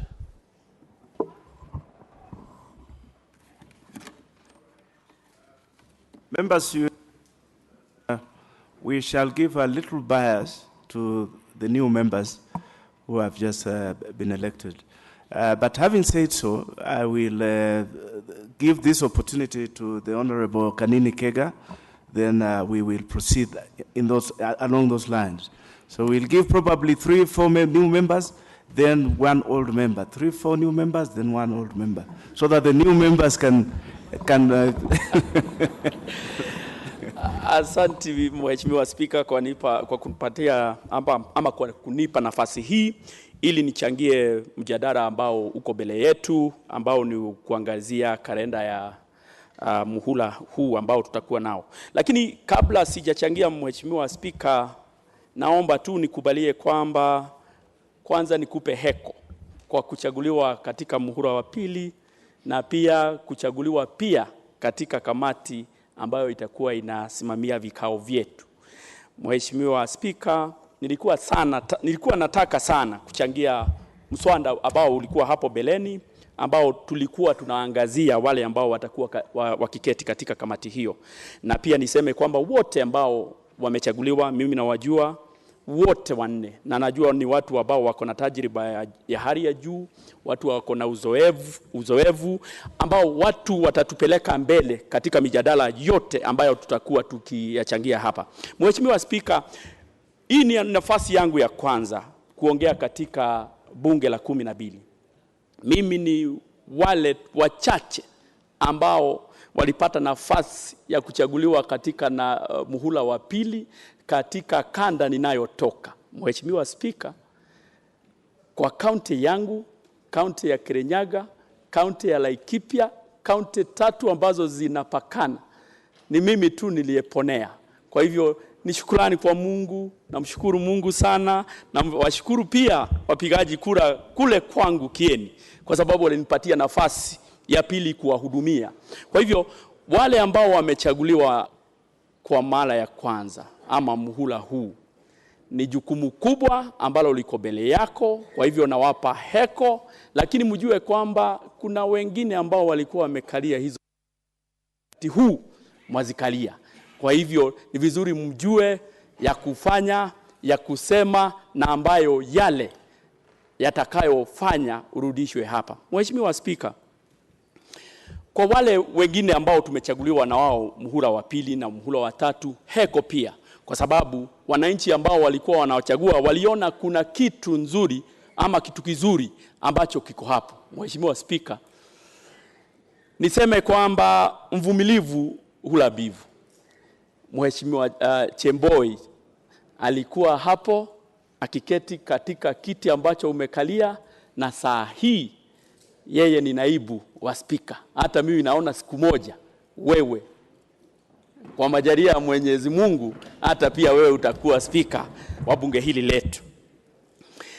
Ya pili, Mheshimiwa Spika, ni vizuri niseme, hata kama Kiswahili sio lugha yetu kule kwetu kwa mlima, nilisema muhula huu nitajaribu sana kuwa naongea kwa lugha ya Kiswahili, lugha yetu tunayoienzi. Wakati mwingine nikiangalia ama nikitazama mijadala kule katika bunge la marafiki wetu hapa Tanzania, kila wakati inatupa changamoto, ni kwa nini hata sisi tusiwe kuna siku zile tunaweka siku kando, tunasema leo tutakuwa tukijadili kwa lugha ambayo inaeleweka na wananchi wale ambao walitupa kura. Manake wengi wetu hapa, wakati tulikuwa tunaomba kura, tulikuwa tunatumia lugha ya Kiswahili na pia na lugha ya mama. Ni wachache sana hapa ambao wamechaguliwa katika bunge hii walikuwa wanatumia lugha ya Kiingereza. Mheshimiwa Spika, kwa mjadala ambao uko mbele yetu, ni vizuri tuseme kwamba safari ya kesho hupangwa leo. Kwa hivyo ni vizuri tuseme na tuweke mikakati na mipangilio ya kalenda yetu. Tuseme kuna zile siku ambazo tutakuwa tukifanya kazi hapa kama wabunge, lakini tujue kwamba kuna ile inaandikwa recess. Recess sio likizo. Recess ni wakati unarudi kule machinani kuongea na wananchi wako, uwasikize, wakwambie ni shida gani ambazo unataka utatue, alafu urudi hapa uzifuatilie ili urudi tena kama Mheshimiwa Kanini Kega. Kwa hivyo ni vizuri sana wabunge wapya wajue kwamba sio kuja tu hapa kwa bunge, sio kuleta tu miswada hapa, sio kwenda tu kwa mikutano ya hadhara kule kutoa matamshi ya kuzusha ama kutoa rapsha katika taifa hili. Ni vizuri wabunge wajue kwamba matamshi ambayo unayotoa ukiwa kiongozi ndio itafanya uonekane kana kwamba umekomaa ama hujakomaa. Mheshimiwa wa kule Kisumu na amesema Alago Luoch, na umesema vizuri sana. Sisi kama bunge la taifa tunaangaliwa kote dunia nzima. Wakati tunatoa rapsha, wakati tunatoa malubano, wakati tunatusi wengine, tunachekelewa. Kwa hivyo mimi ningewaomba sana wabunge wetu, hasa wa mlengo ule mwingine na pia hata wa mlengo wetu, watulize eboli. Uwaja ni mdogo. Mambo ya matusi hatutaki. Mambo ya kuleta ama kuzusha rapsha hatutaki.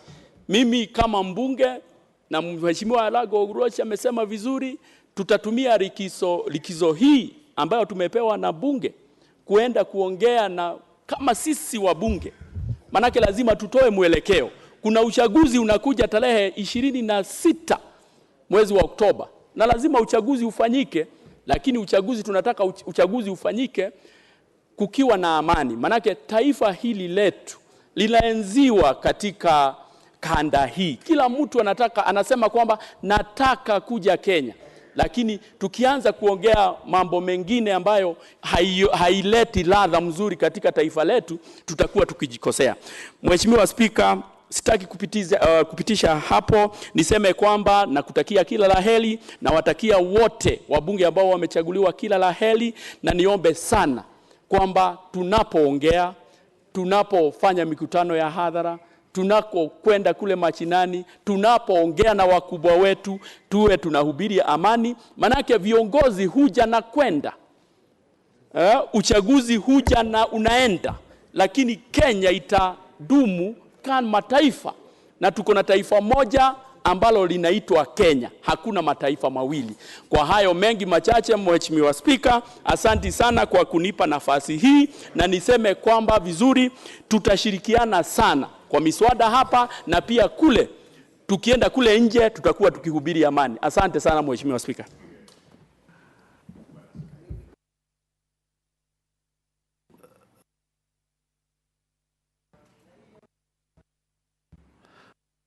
Kanini muongezi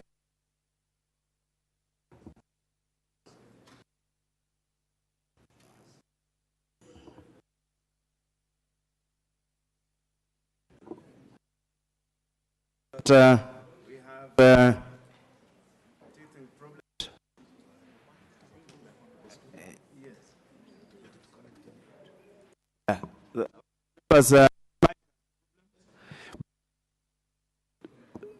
I would like to give the opportunity now to the Honorable Mwalio Mbithi, member for Masinga.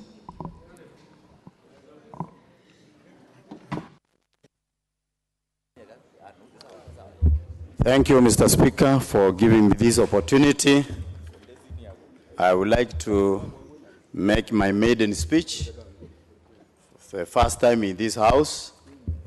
I'm a new member from Masinga constituency, and I thank the people of Masinga for having faith in me and electing me with a lot of votes.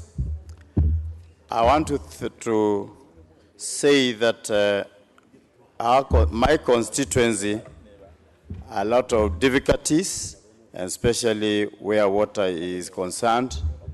And I know by the grace of God, I'll try to help them where I can, and also by bringing some motions in this house so that I can be able to be helped, even by the government of the day. I want to thank you, Speaker, and also congratulate you for being elected the second time in the Speaker's panel. I know by the wisdom of the panelists or the committee members who has been elected in that office, we as new members will be guided in the right direction so that we may be able to bring change also in this house. What I would like to say is that as the calendar of this house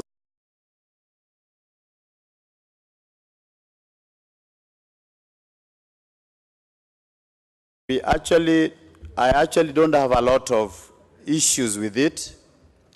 I know it was done in good faith, and also we need time to go and speak to our people and even thank our voters who voted for us so that they can see that we are thankful as members of this house. And therefore, I support this calendar of Parliament, and I know God is going to help us as we go back to our constituencies to tell them on how to vote on 26. Let us be able to share and be able to preach peace so that the election can be peaceful. There should no shedding of blood anywhere, and so that we elect a leader who will be able to bring this country together. Thank you, Mr. Speaker. I raise my case.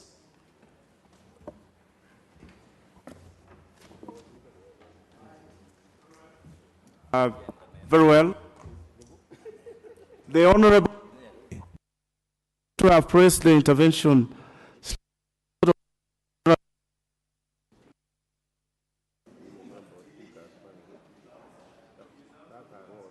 is pressed left.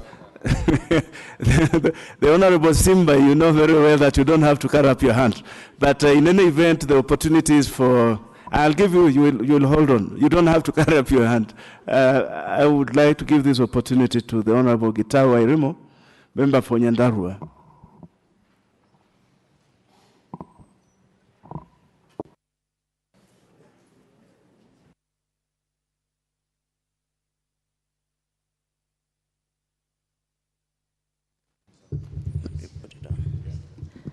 Thank you very much, Mr. Speaker.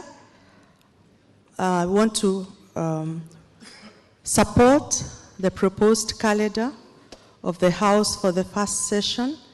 Indeed, we've been given time to be with our family and also to rejuvenate ourselves after the elections.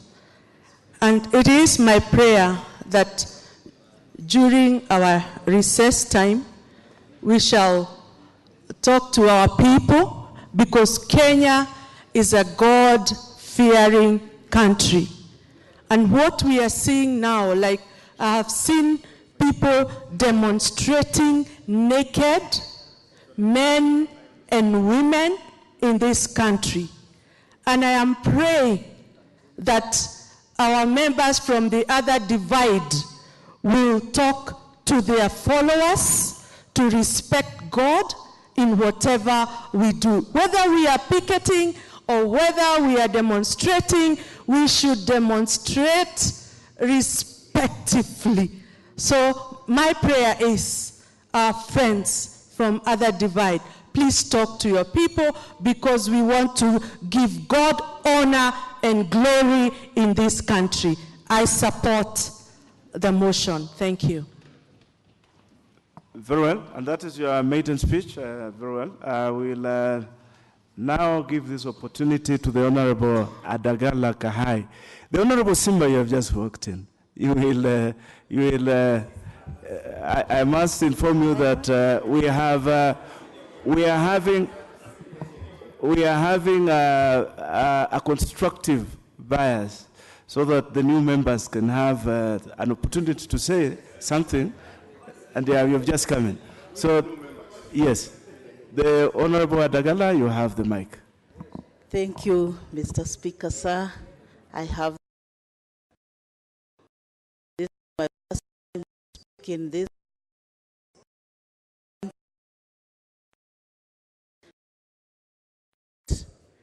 I want to thank you, the people of Vihiga, so much. I also want to take this opportunity to thank you, Honorable Chris Omlele, for being elected today as a member of the Speaker's panel. Congratulations, and this is an honor to the people of Vihiga County. I want to say thank you on their behalf for the honor. And also I'm asking members, since one of the members in the Speaker's panel comes from Vihiga, you are all welcome to Vihiga. Vihiga is a land of plenty, even including the famous Omsala. You are welcome to Vihiga. Yeah, I want to support this motion, the calendar, this motion.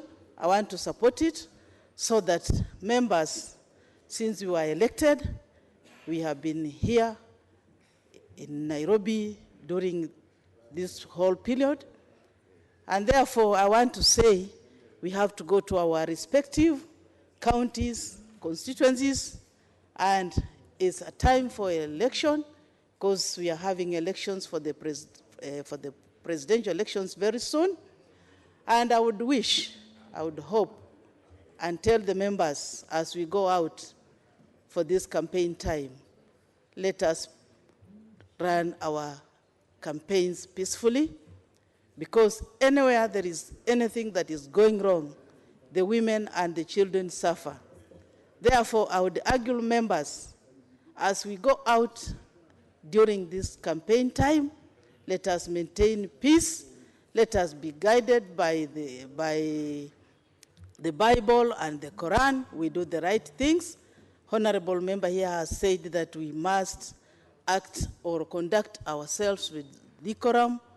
We must know this is a honorable house. What we do should be to the honor of this country and to the people of Kenya. We are one country. We should not divide ourselves in manner of Jubilee and NASA. We are serving the people of Kenya, and we have to serve Kenyans with dignity. We have to serve Kenyans in a manner, because we are called honorable members in an honorable way. Therefore, members, as the calendar that has been put before us, as we support this, we support it, we go out, we campaign in a peaceful manner. As we campaign, we know we are going to have a peaceful Kenya, whereby all of us are going to enjoy. Let us not go out there and fight. Let us not go there and abuse each other. We must handle each other as a brother and a sister. Therefore, honorable members, let's take this campaign serious. Let's take this campaign to be very peaceful in a manner, so that when we elect our leaders, we elect somebody who is going to take Kenya to the next level. Therefore, I'll end by supporting this motion. Very well spoken. I will now give this opportunity to the member for Samburu East, the Honorable Jackson. Thank you, Mr. Speaker. Let me first of all thank the Samburu East people for giving me a chance to be in this house in order to serve them. This is my first time, Mr. Speaker, to speak this. And I just want to say that this calendar of event is a very important schedule so that we can get time to go and see the people we are representing. We know even at this time, some of these places, like in my constituency, there's a lot of problem. The drought is serious there. And we just hope that when we be in these places, we are going to solve some problems. Mr. Speaker, I want also to say something about the campaign period that is ahead of us. I know, and every member in this house is aware that we are here to represent people, and therefore we are representing Kenya. There is no place that members of Jubilee are gathered to be there alone, or members of NASA. You must have competed with somebody else and you won the election. Therefore, we have to know that, Mr. Speaker, it's very important for us as leaders to stand tall for Kenya so that we are going to have a very peaceful election. I like what my colleagues have said, that we have to be leaders and be somebody who can stand tall so that we can have a very peaceful election. We have the primary purpose of being here, to represent and be a leader to lead your constituency or the people you are representing. Therefore, Mr. Speaker, it is very important for all of us to know the people we are representing. We have to talk to them so that we can have peaceful election. Election will come and go, but we want to remain with our people. And we don't want again, Mr. Speaker, to go back to where we have left. We need each and every member to discuss the issues pertaining this election very soberly so that we can direct the people. Otherwise, I want to say this is a very important schedule that as we go back, like what my colleagues have said, let us go and talk to our people, whether you have supporters or even those who are against you. We have to tell them that Kenya is just one. We don't have a spare country, Mr. Speaker. So we don't need to destroy this country. And we are here because they have trusted all their issues to us. And I thank the members for even talking, those who have talked that we have to have a peaceful election. Mr. Speaker, sir, I support this calendar of events, just like my colleagues have said. Thank you very much. Everyone, we shall have the Honorable Kasalu Mudhoni, member for Kitui. Member for Kitui. The Honorable Mohammed, I see you. Do not worry. I'll find time for you. You don't need to carry up your hand, members. We have this. We will give everyone an opportunity. We have 33 members who want to contribute to this, so we try to balance from the regions. But the Honorable Kasalu, the mic is yours. But before you contribute, I'd like to just notify members that the proposed sessional paper on the Kenya health policy is now ready at our table room. So members may want to collect it and have a look at it because this is a very serious matter, and we'll wish to have good contributions to that. The Honorable Kasalo, kindly proceed. Thank you, Mr. Speaker, for this opportunity. This may be my maiden speech. I want first to thank the people of Kitui for electing me as their member, the woman member, county MP for Kitui County. I want to promise them that I'm going to deliver on the issues that they have told me to work on them. I also want to congratulate you for being appointed to be in the chairperson's panel. I also stand to support the motion. Looking at this calendar, I find that we have been given ample time to have time with our young families, to have time to go back to the county and work for our people. And this also being an election period, I'll take our people to make a good choice, to do the change we want, and as a campaign for NASA. And I would like to ask the members also to have time to reflect on ourselves, so that when we come back here, we are more united. We are not divided in line of NASA or Jubilee, but we work together, unified, to move this country forward. Thank you. We'll have the Honorable Pukose, and then on this side, he'll be followed by the Honorable Mohammed on the independent platform also. I see all of you members. I will try to balance. Yes, I wish we could have two members speaking at the same time, but it has to be just one at a time. Yes, yes. The Honorable Angwenyi, you cannot direct the speaker from, but the Honorable Pukose, kindly proceed. Thank you, Mr. Speaker. On the onset, I want to congratulate you, Honorable Speaker, for appointment to the Chairperson's Panel Committee. And I think this is a testimony to your work in the in the 11th Parliament. And just want to join my colleague that it's a sign of good things to come, because Cheboy also sat there. And you know, Mr. Speaker, there is a history of people from Western Kenya being elected as speakers in this House. So I wish you all the best.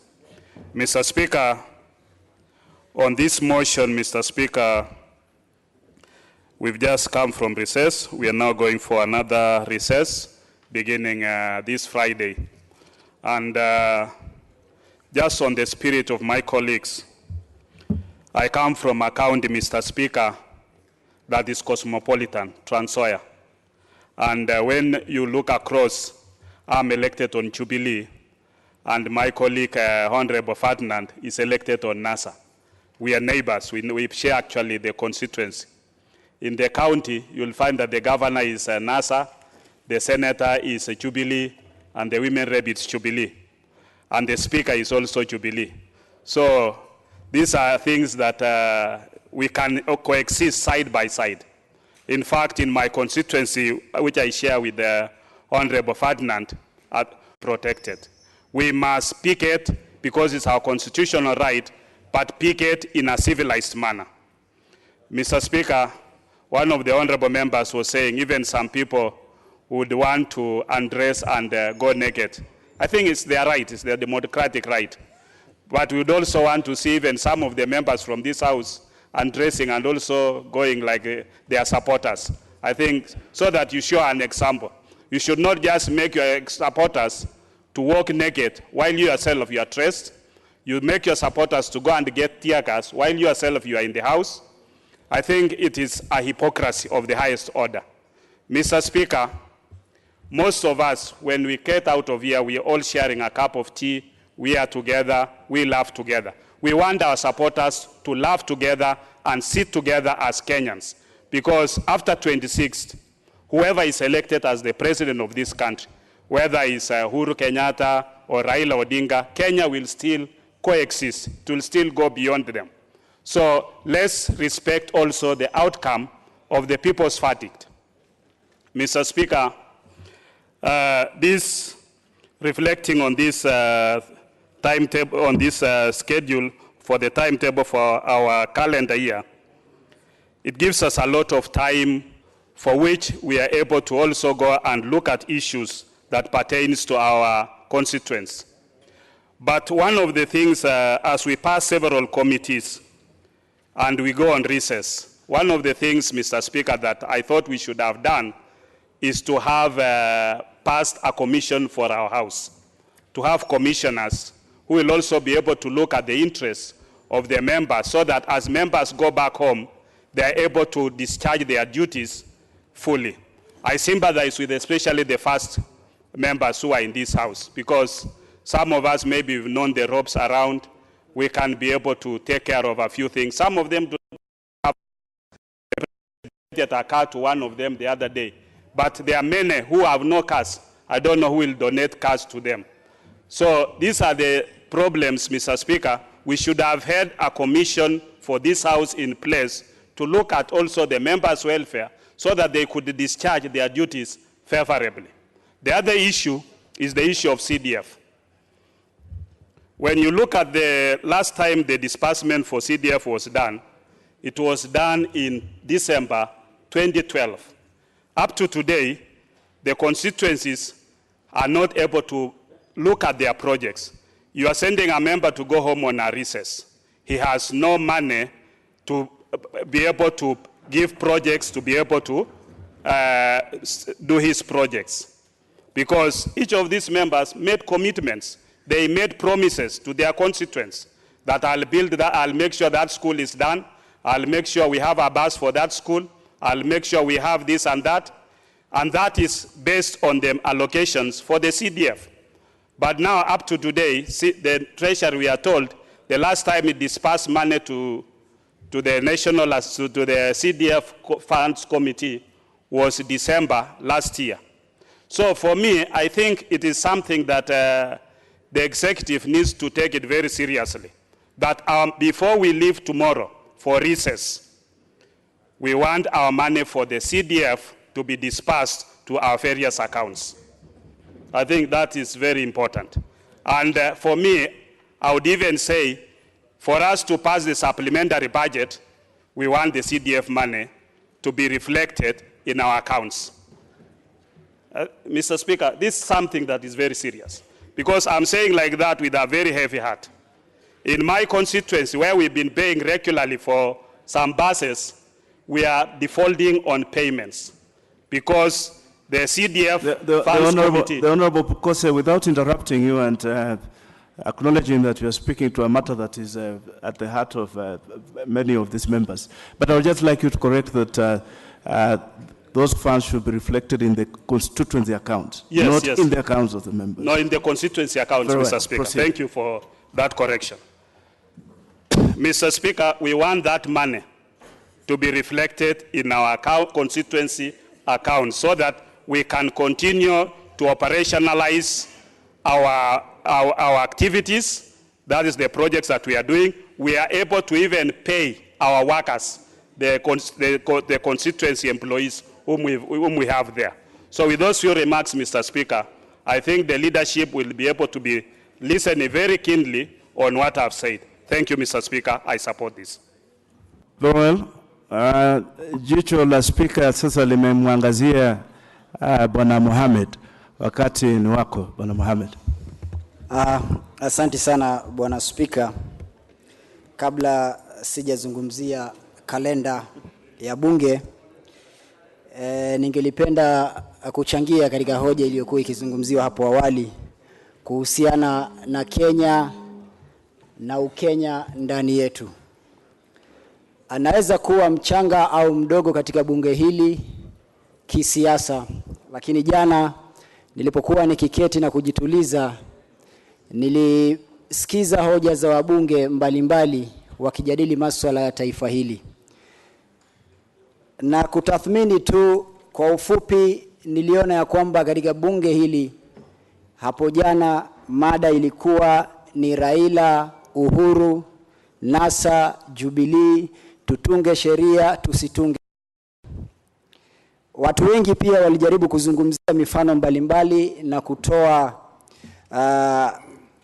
kufanya nchi mbalimbali kama mifano ikiwemo Ujerumani, huku wakitaka taifa hili lisonge mbele kisheria, ambayo labda kisheria yenyewe imependekezwa na vile 2007 baada ya uchaguzi nchi hii ilitumbukia katika ghasia za baada za uchaguzi, na tunachoona sasa ni dalili ya mambo mengine mabaya kuzidi kushamiri.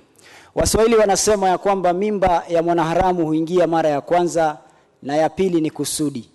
Mimba ya Kenya iliingia mwaka wa 2007 wakati ambapo tuliwapoteza watu wengi zaidi ya 1000, na jinsi ambavyo tunajadili katika bunge hili huenda likachangia zaidi, maana watu wengi wanajadili katika bunge hili kwa misingi ya chama, kwa misingi ya kabila, kwa misingi ya dini na kwa misingi ya chaguo wa kiongozi wanayemtaka. Nilipokuwa katika kampeni zangu nilikuwa nikiomba kura, nikirai na kuwasihi wananchi wanipeleke katika bunge hili ili tuweze kujadili taifa hili na njia sawa ya uongozi wa taifa hili. But I'm afraid I thought that by coming to this parliament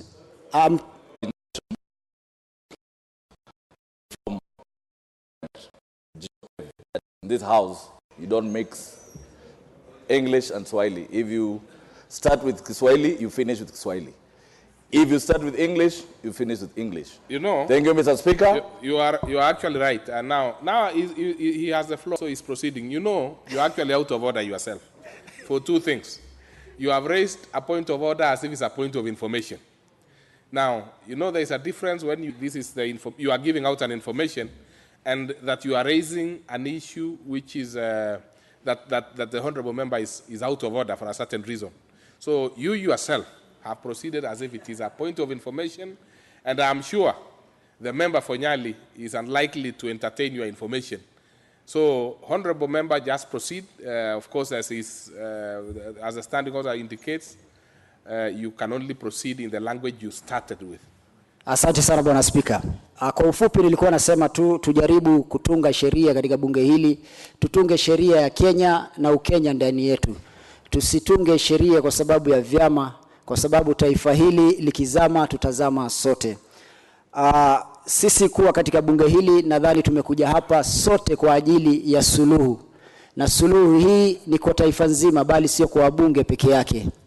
Kwa hivyo lolote lile ambalo tutakuwa tukifanya katika bunge hili basi liwe ni katika misingi ya kuhakikisha kwamba taifa hili linasonga mbele. Na mambo ambayo yanatokea kuhusiana na jinsi ambavyo wabunge wanazungumza katika mikutano ya hadhara, yote yanayotokana na sisi kuoneshana ubabe ya vyama. Sisi kama wagombea huru nadhani tuna nafasi nzuri kwa sababu hatumulikiwi na mtu yeyote yule, bali tunamulikiwa na watu waliotuchagua na kutuleta katika bunge hili. Kuhusiana na kalenda ya bunge nakubaliana nayo, naunga mkono jinsi ambavyo mikakati imeandaliwa ya wabunge labda kurudi mashinani na kuzungumza na wenyeji, ila tu pia naongezea uzito ya kwamba fedha zinazohitajika za CDF ziweze kufika ili tuweze kuwahudumia wananchi. Asante sana Bwana Speaker. Thank you very much. It's good that you have ended because the time is actually over and the mover is called upon to respond and kindly take 2 minutes because we really want also to transact the other business and can only start 1 hour before the time is over. Thank you, Mr. Speaker, sir. Mr. Speaker, sir, while replying, I want to thank members for their contributions. Chair, we have noted the sentiments expressed by members, especially Honorable Olako Luoch, who had an issue on what we do during recess, and also we've taken note of the CDF funds that have not been given to the constituencies, and therefore, Mr. Speaker, we wish just to notify the House that we have noted and that we will contact the relevant departments to make sure that whatever wishes that the members have expressed is actually fulfilled. Otherwise, Mr. Speaker, I wish to reply. Very well. So I confirm that we have quorum, and I therefore proceed to put the question, which is that pursuant to the provisions of Standing Order 28, this House approves the calendar of the House regular sessions for the first session of the Assembly as contained in the schedule. Will as many as of that opinion say aye? Aye. Many as of a contrary opinion say nay? The ayes have it. And we'll... Order number 11, motion, approval of sessional paper on the Kenya health policy. Very well. Leader of, the majority whip. Kindly move. Thank you, Mr. Speaker. Mr. Speaker, I move that this House adopts sessional paper number 2 of 2017 on the Kenya health policy 2014 to 2030, laid on the table of the House on Wednesday, September 13th, 2017. Mr. Speaker, the sessional paper number 2 of 2017 on the Kenya health policy 2014 to 2030 gives direction to significant improvement in the status of health in Kenya in line with the Constitution of Kenya 2010 and also with the Vision 2030. Mr. Speaker, the Constitution further provides the overarching legal framework to ensure a comprehensive rights-based approach to the health. As you have the floor, Honorable Kingi, did you remove your card or it got pressed by mistake? Because you are top on the list. Honorable Kingi. Is Honorable Kingi in the house? Kingi. Kingi. No. Honorable Kingi. Probably he's not in the house, but he left the card, so it is in order. Proceed. Thank you, Mr. Speaker. And I just want to urge and rather remind members that this is a very important motion, and that I would urge members to get their copies of sessional paper number 2 in room 8, which is just on the first floor, so that as we move, members who may not have had the advantage of having read, they should be going through so that they can also add their voice on this. Mr. Speaker, this sessional paper provides that every person has a right to the highest attainable standard of health, which includes reproductive health rights. Mr. Speaker, it further states that a person shall not be denied emergency medical treatment, and that the state shall provide appropriate social security to persons who are unable to support themselves and their dependents. Mr. Speaker, the policy also provides a framework addressing the prevailing and emerging health challenges that the country is facing. It also delineates linkages among relevant environmental factors that play a role in reaching specific policy goals. The sessional paper also takes cognizance of the specific functions assigned to the 2 levels of government, which are as follows: national government, leadership in the policy development, among others; county government, responsible for county health services. Mr. Speaker, the principles guiding the Kenya health policy include the following. 1, equity in distribution of health services and interventions. 2, public participation, in which a people-centered approach and social accountability in planning and implementation shall be encouraged, in addition to the multi-sector approach in the overall development planning. 3, efficiency in application of health technologies, and also 4, the mutual consultation and cooperation between the national and county governments and among other governments. Mr. Speaker, in conclusion, because this is a self-explanatory sessional paper, and I would want to repeat that all members, even those who are watching us on television who may not be in the chambers, to have access to so that they can look at the contents. Mr. Speaker, I just want to conclude the highest possible standards of health in a responsible manner by supporting equitable, affordable, and high-quality health and related services at the highest attainable standards for all Kenyans. Mr. Speaker, with those few remarks, I request the House to adopt the sessional paper number 2 of 2017 on the Kenya Health Policy 2014 to 2030. Mr. Speaker, I want to request my brother and friend, Dr. Bukose MP Endebess, to second, and for starters, Dr. Bukose is a medical doctor, and also in the 11th Parliament, he was the Vice Chairman of Health, and I'm sure he will add value on this motion. Very Thank you, Mr. Speaker. Honorable Dr. Bukose, member for Endebess.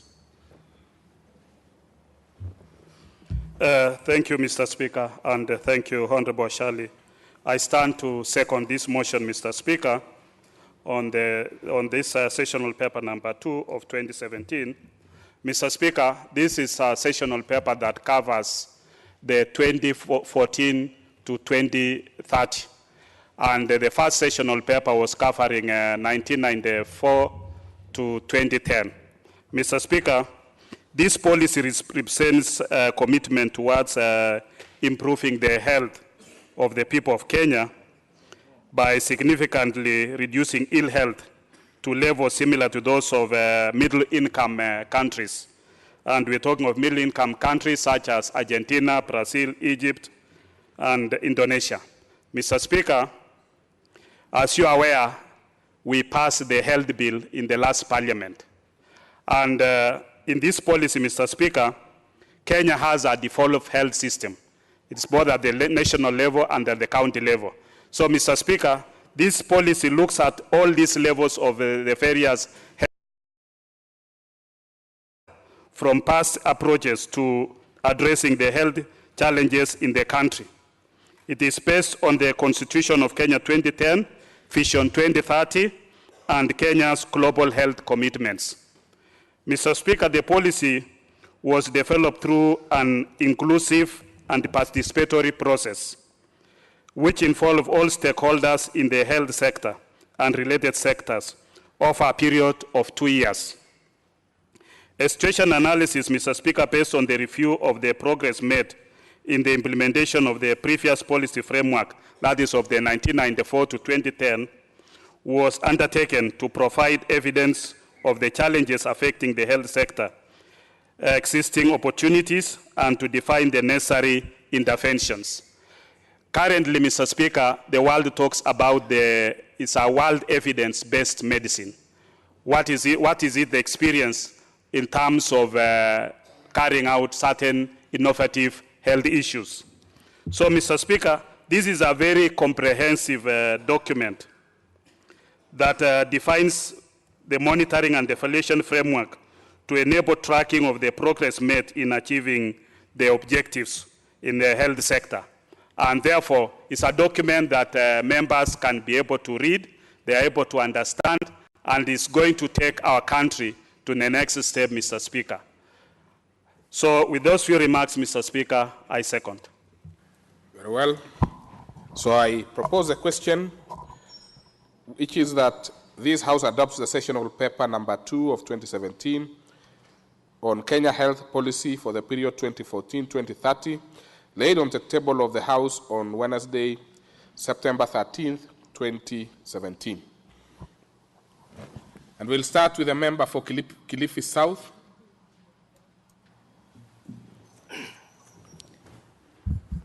Thank you, Mr. Speaker, for giving me this opportunity.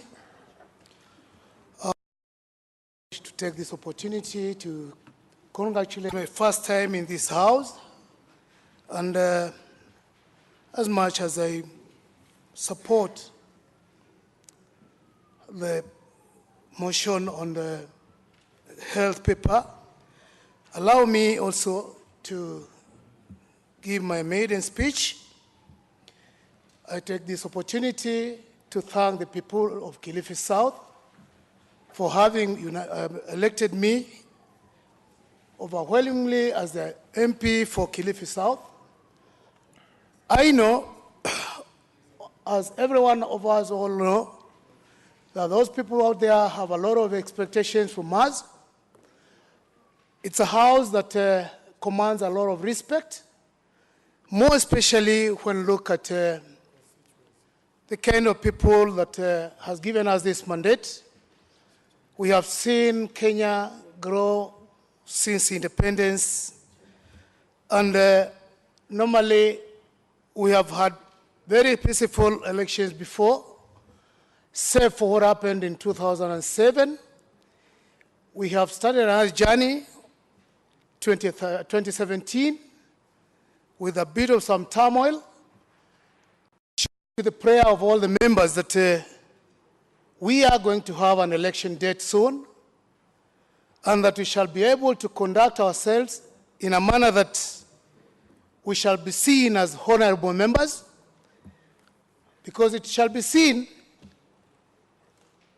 regarding or depending on how we conduct ourselves out there. Let's pray that at the end of it all, we're able to elect a president in a peaceful manner. Mine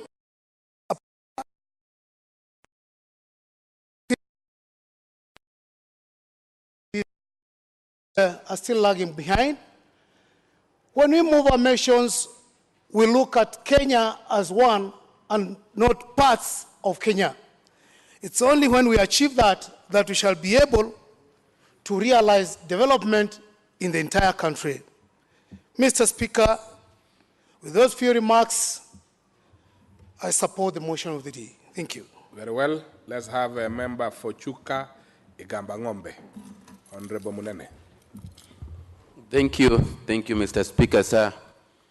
I like to support the motion, but at the same time, I want to say that being a health professional by training, we know the status of health in this country today. We know we are losing so many Kenyans due to the poor status of health, and we sit in this house. I think we as elected leaders today, our most urgent business is not elections. Because I've listened to elected leaders debate in televisions, in radios and in parliament, and they don't seem to care about the number of Kenyans we are losing due to poor health status in this country. I want to urge this House, as we debate this policy today, that it needs to come to our attention that the health sector in this country has almost collapsed. We need to bear this in mind. Secondly, I've gone through the policy document as a manager in the health sector, and I've realized that the policy document realizes that majority of deaths in Kenya are caused by preventable diseases, which we call non-communicable diseases. Those are diseases that can be prevented. Personally, I've gone through this document with a lot of concern, and I've noted like alcohol, unsafe sex, optimum breastfeeding of our children, underweight children, indoor pollution, even some things that should not be happening in a developed country today, like deficiency of minerals, high blood glucose, high blood pressure. These are the leading causes of death in this country today, which is a shame. I would urge this honorable House that in the Ministry of Health there is a department that particularly deals with preventive care. And this document notes very clearly that the next focus of preventing diseases in this country will be in preventive health care. But when I look at the structure of Ministry of Health, there are people, there's a cadre we call public health workers. It's a cadre that is in this country is completely neglected. Nobody cares about them. I've heard people discuss the plight of nurses. I've heard people discuss the plight of doctors. But I've not heard anybody in this country discuss the plight of public health professionals in this country. And from statistics, we can see that most diseases that are killing our people are diseases that can be prevented. Secondly, we know we passed a constitution that involved health care. We know health care in this country is involved, and it's not cast on stone that health is devolved. I've looked at the suffering of our health workers, the doctors, the nurses, and public health officers, and all the health cadres. They are begging for a salary which is their right to be given. They are spending all their days on the streets begging for a salary. I'm not giving notice of motion, but I want to seek this honorable house that very soon we should think of returning health care, especially the management of the personnel management, to the national government and our commission, just like teachers in this country are managed by a teachers service commission. We have a health workers commission where matters health workers, their promotions, their job groups, their transfers are looked upon by a national commission. We can leave development of infrastructure, buying of drugs to county government, but the management of health workers will return it to a national government and a health commission. Mr. Speaker, sir, with those very many remarks, I beg to support the motion. Member for Funyula, Honorable Oundo Ojambo. Madam Speaker, thank you for giving me a second chance today. I stand to comment on the motion in hand. I've had a chance to briefly look at the sessional paper, but nevertheless, the questions at hand here are fine monumental. I stand here coming from a county that seems to have the lowest number of health facilities in the country. Of course, as much as devolution is likely to solve this problem, but it seems a historical problem, a systematic problem that has generally disadvantaged the people of Busia County as a whole. I stand here to echo the sentiments of my colleague who has just spoken before me, that it's evident that almost 5 years down the line, we have had no improvements at all in the management of health facilities, in the personnel issues in the health docket. It probably would seem then, with proper analysis, that the issue of devolution or devolving the health facility might have been a wrong choice we made when we were passing the Constitution of Kenya 2010. I would strongly support any argument or any arrangement that might not necessarily alter the Constitution or amend the Constitution, but probably consider an independent body to manage the personnel issues, to handle the country, are inadequate and deplorable state, and we continuously each year allocate a lot of money to the counties to handle health facilities. Probably it might be important that for us as a house to relook at this issue at length, even if it means having a dialogue with the Senate to see how best we can solve this problem. Indeed, it's shaming, it's annoying to see your people dying on diseases that can actually be prevented, dying conditions that can actually be managed, dying because of negligence of the medical staff out of being demoralized. I sincerely beg the House to adopt this policy, and we hope, unlike other cases where we are so good at producing documents, but when it comes to execution, our execution rate is minimal or zero. We hope the Ministry of Health, working together the relevant departments in the devolved units and international donors and bilateral partners, will be in a position to actualize this policy so that we can elevate the suffering of our people in the various counties and constituencies. Madam Speaker, I beg to support the motion. Okay. Honorable Mwale Tindi Butere. Thank you, Madam Speaker. I will start, Madam Speaker, by first of all congratulating you for being nominated as a member of the chairperson's panel. Secondly, Madam Speaker, I want to take the opportunity to thank the people of Butere for giving me a chance to serve them in this respectable house. Madam Speaker, I want to commend my fellow honorable members who have talked today. I have seen some sense of soberness, unlike yesterday or the other sittings, where members of parliament kind of had allegiance to their principles and not to the people of Kenya. Madam Speaker, the Constitution of Kenya, Chapter 1, talks about sovereignty of the people, the sovereignty and power. And it's very clear sovereign power belongs to the people. And therefore, I want to urge my fellow honorable members that when we are in this house, let's have the allegiance to the people of Kenya and not to our principles.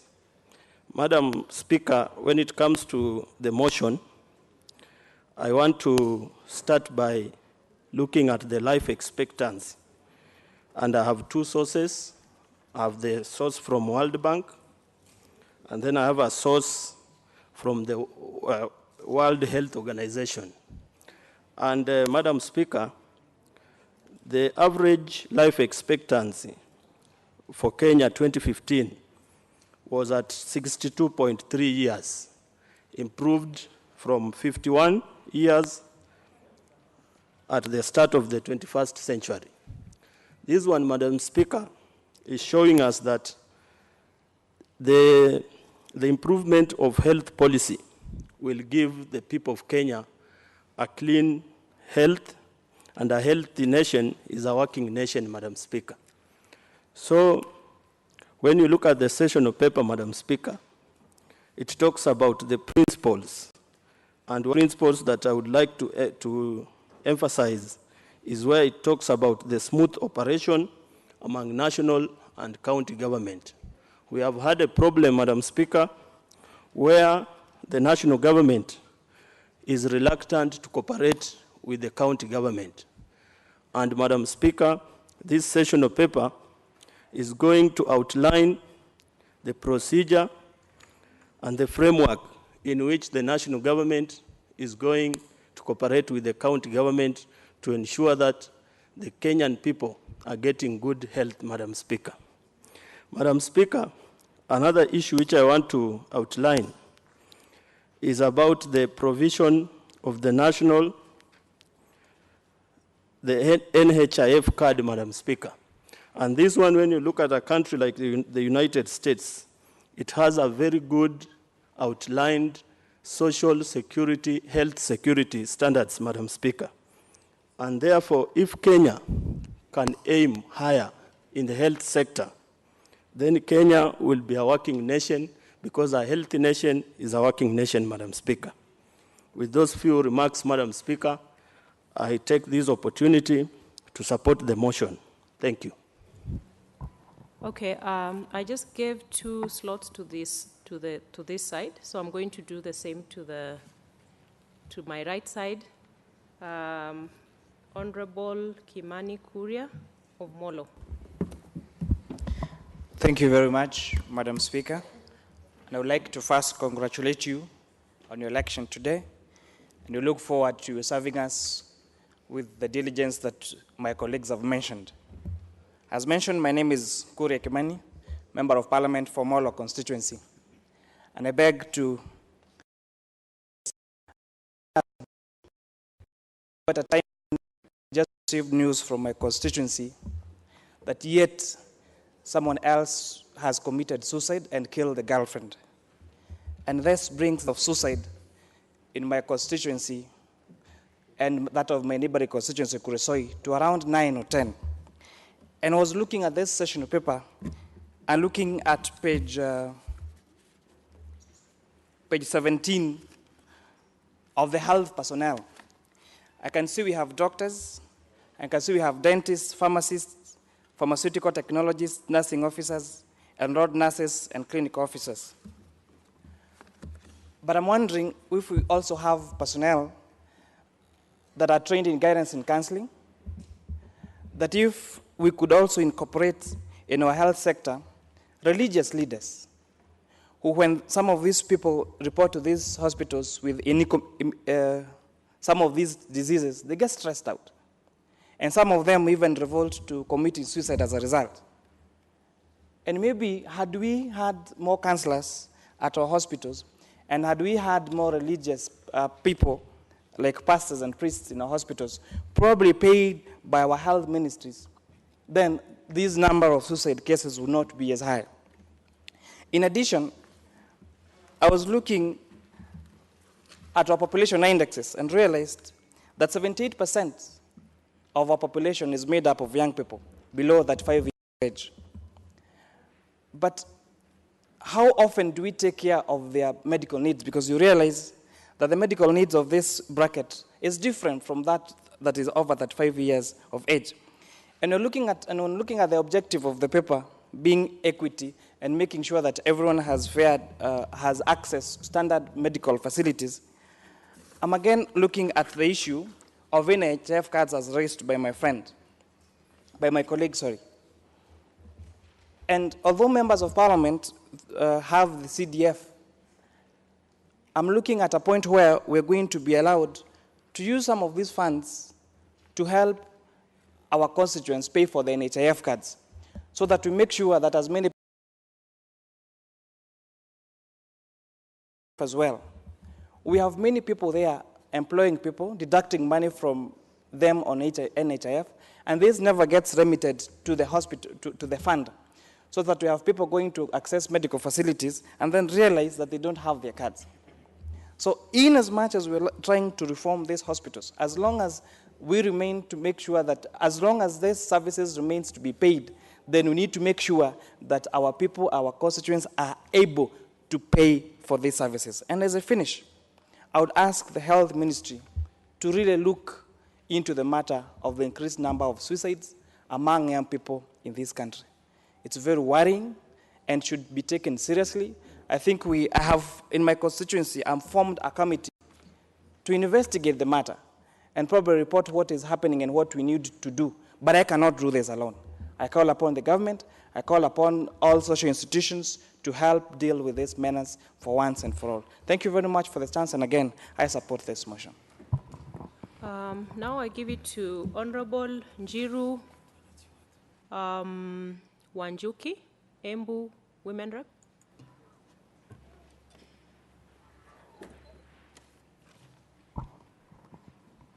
Thank you, Madam Speaker, for the opportunity that you have accorded me to contribute to this motion. I would want to first of all congratulate you on your appointment today, and looking forward to working with you.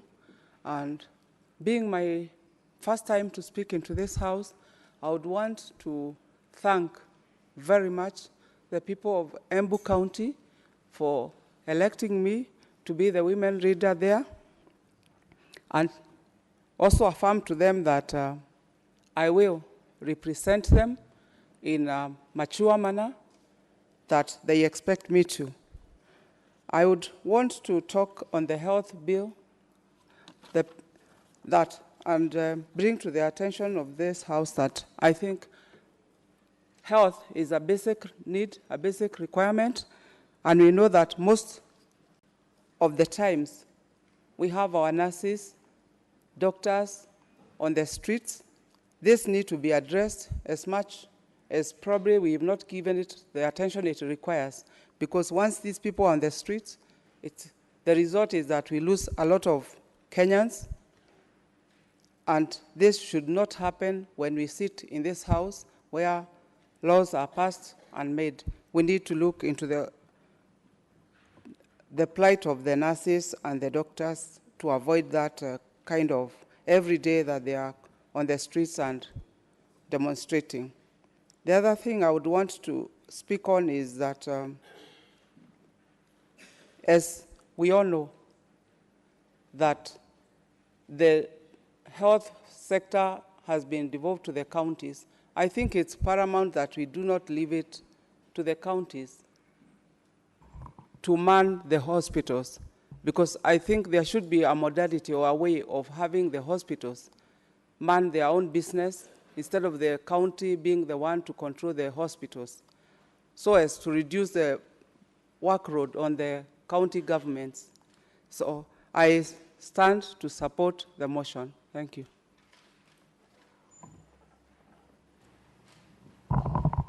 The Honorable Kaunya Oku, Teso North.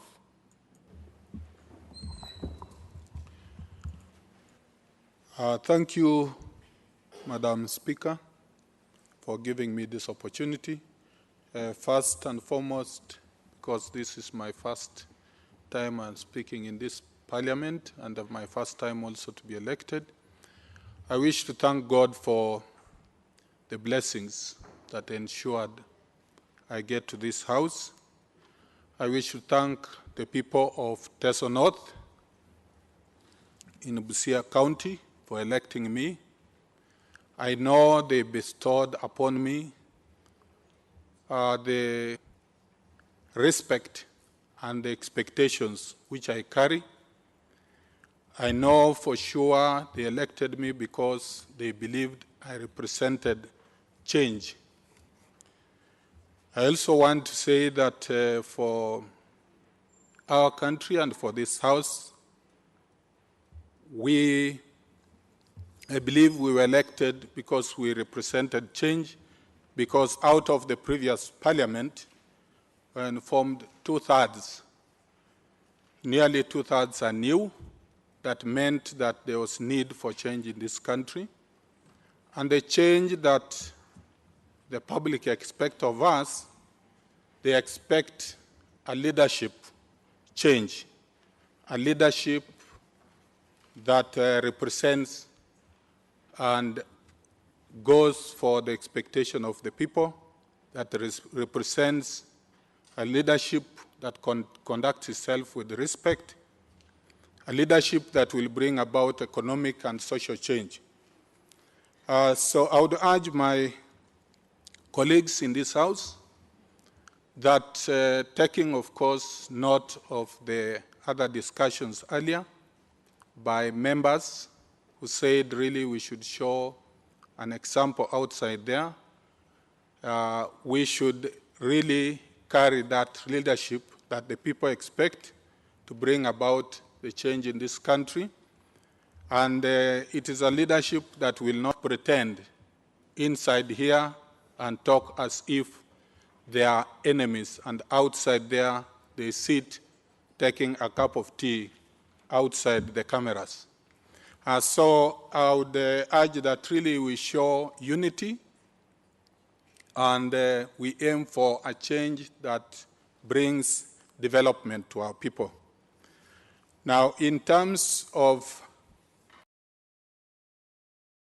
in the image of what we project as leaders in this house, a change in their life in terms of their livelihood. And if we work in unison and bring about that change, I believe in the next 5 years, perhaps we'll come all of us back. But if we deviate from it, we should be sure that probably even more than that, two-thirds will leave the House. On the bill, I want to support the bill in general because it brings about a change in the health of our people. Anything that brings improvement in our health facilities and the health condition of our people is a worthwhile thing. But it is also important to note, and I would want to give the example of my constituency, Teso North, where we have one hospital with only one doctor. The policy emphasis, whereas we are talking of equity, we should actually have this practiced, even if we have the devolved governments. It is important that our policy makes it mandatory that equity is actually practiced, whereby we have those facilities that are there serving a population of nearly 200,000 people with one doctor. Obviously, this is not the equity we are talking of. We know for sure there are referral institutions in other areas, but I think it is important.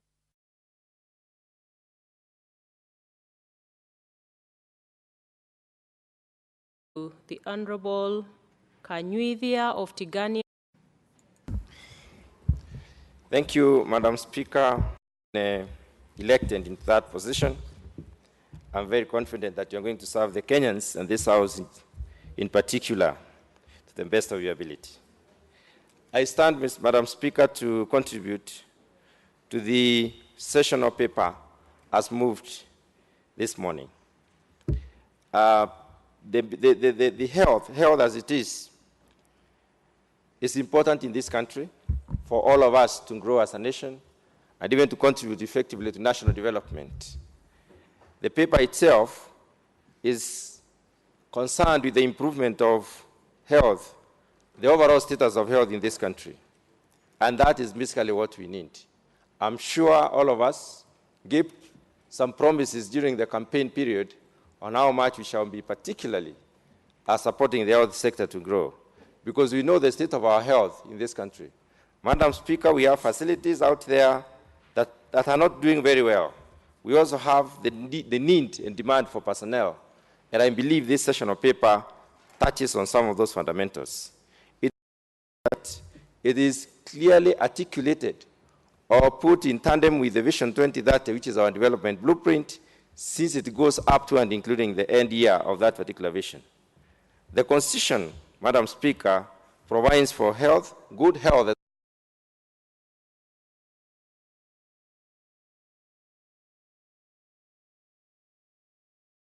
is a commitment of the health sector to attainment in comparison with the countries that are developing at the rate we are and at the stage in time. Madam Speaker, the paper focuses on two fundamentals, which I may wish to highlight this morning in this House. One of them is the right to health as a fundamental right, and also the contribution to the economic development. Speaker, I support this sessional paper because it focuses on ensuring the equity in provision of health services across the country. Health is about is important in development because we may not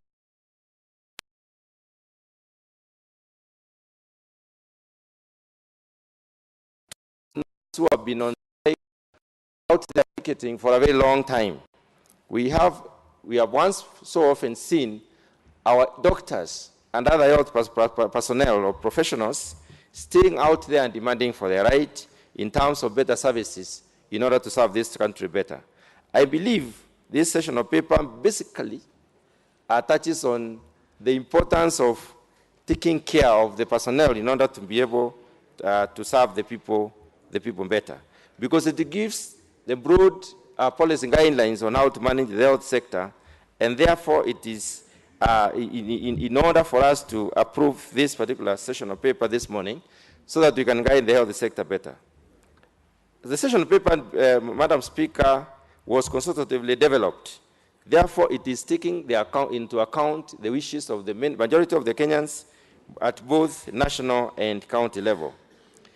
What I would like to basically mention, Madam Speaker, is that we are very good at developing very good documents, but are not exactly as perfect in terms of implementing these documents. And that is why I call upon the health fraternity, those concerned in improvement of the health and management of the health sector, to take into account and therefore take seriously the provisions that have been provided in this sessional paper, even as I support the motion, Madam Speaker.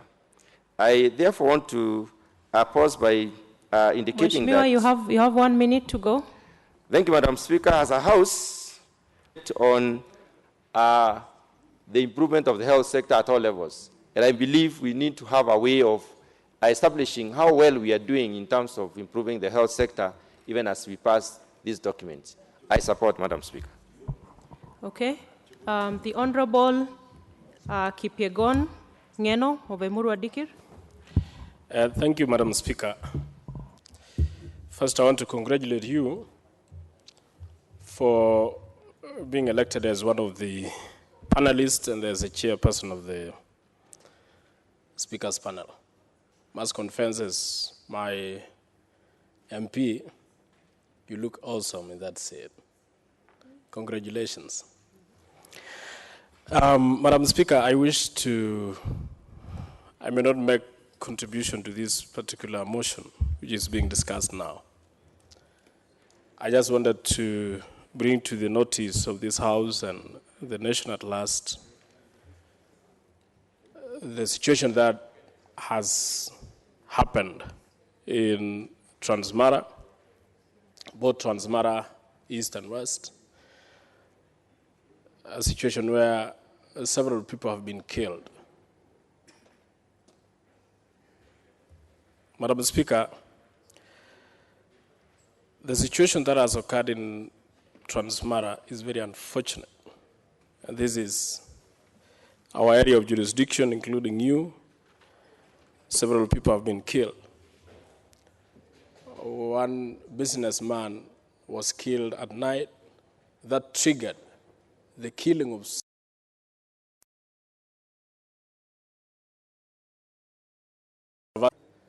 to send my condolences to those families who are affected.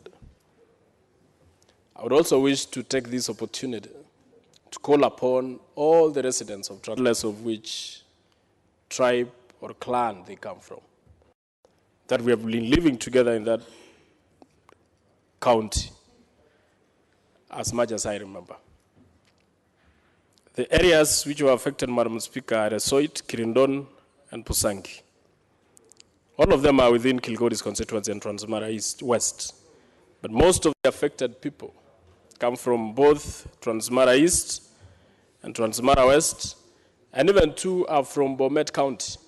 These are people who are just traversing the constituency with their own business. Madam Speaker, most importantly is to note that the communities who've been living there have been having some differences and tensions. And it is time we, as leaders of that particular area, ensure that we bring these people together. Madam Speaker, Pusangi, where most of the massacres took place, is where my father and my mother got married. It's Maasai land. But my father used to live in Manyata. They got married traditionally in Manyatas. It's very unfortunate that today we have found the difference, and yet our fathers never saw the difference between the Maasai and the Kipsigis. It's very unfortunate that today, when a person is killed, the other community revenge. I want us to take the earliest opportunity to ensure that we bring these communities together, we make them live together, we make them do business together, we let them intermarry, and we make them prosper together. Madam,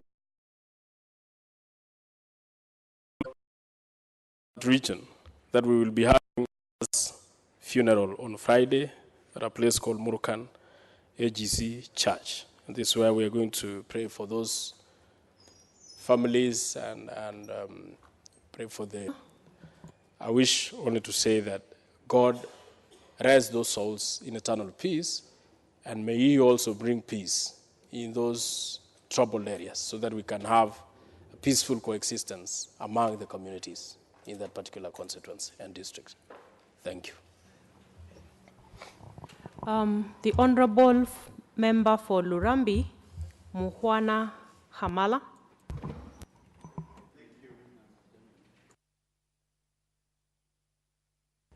Thank you, Madam Speaker.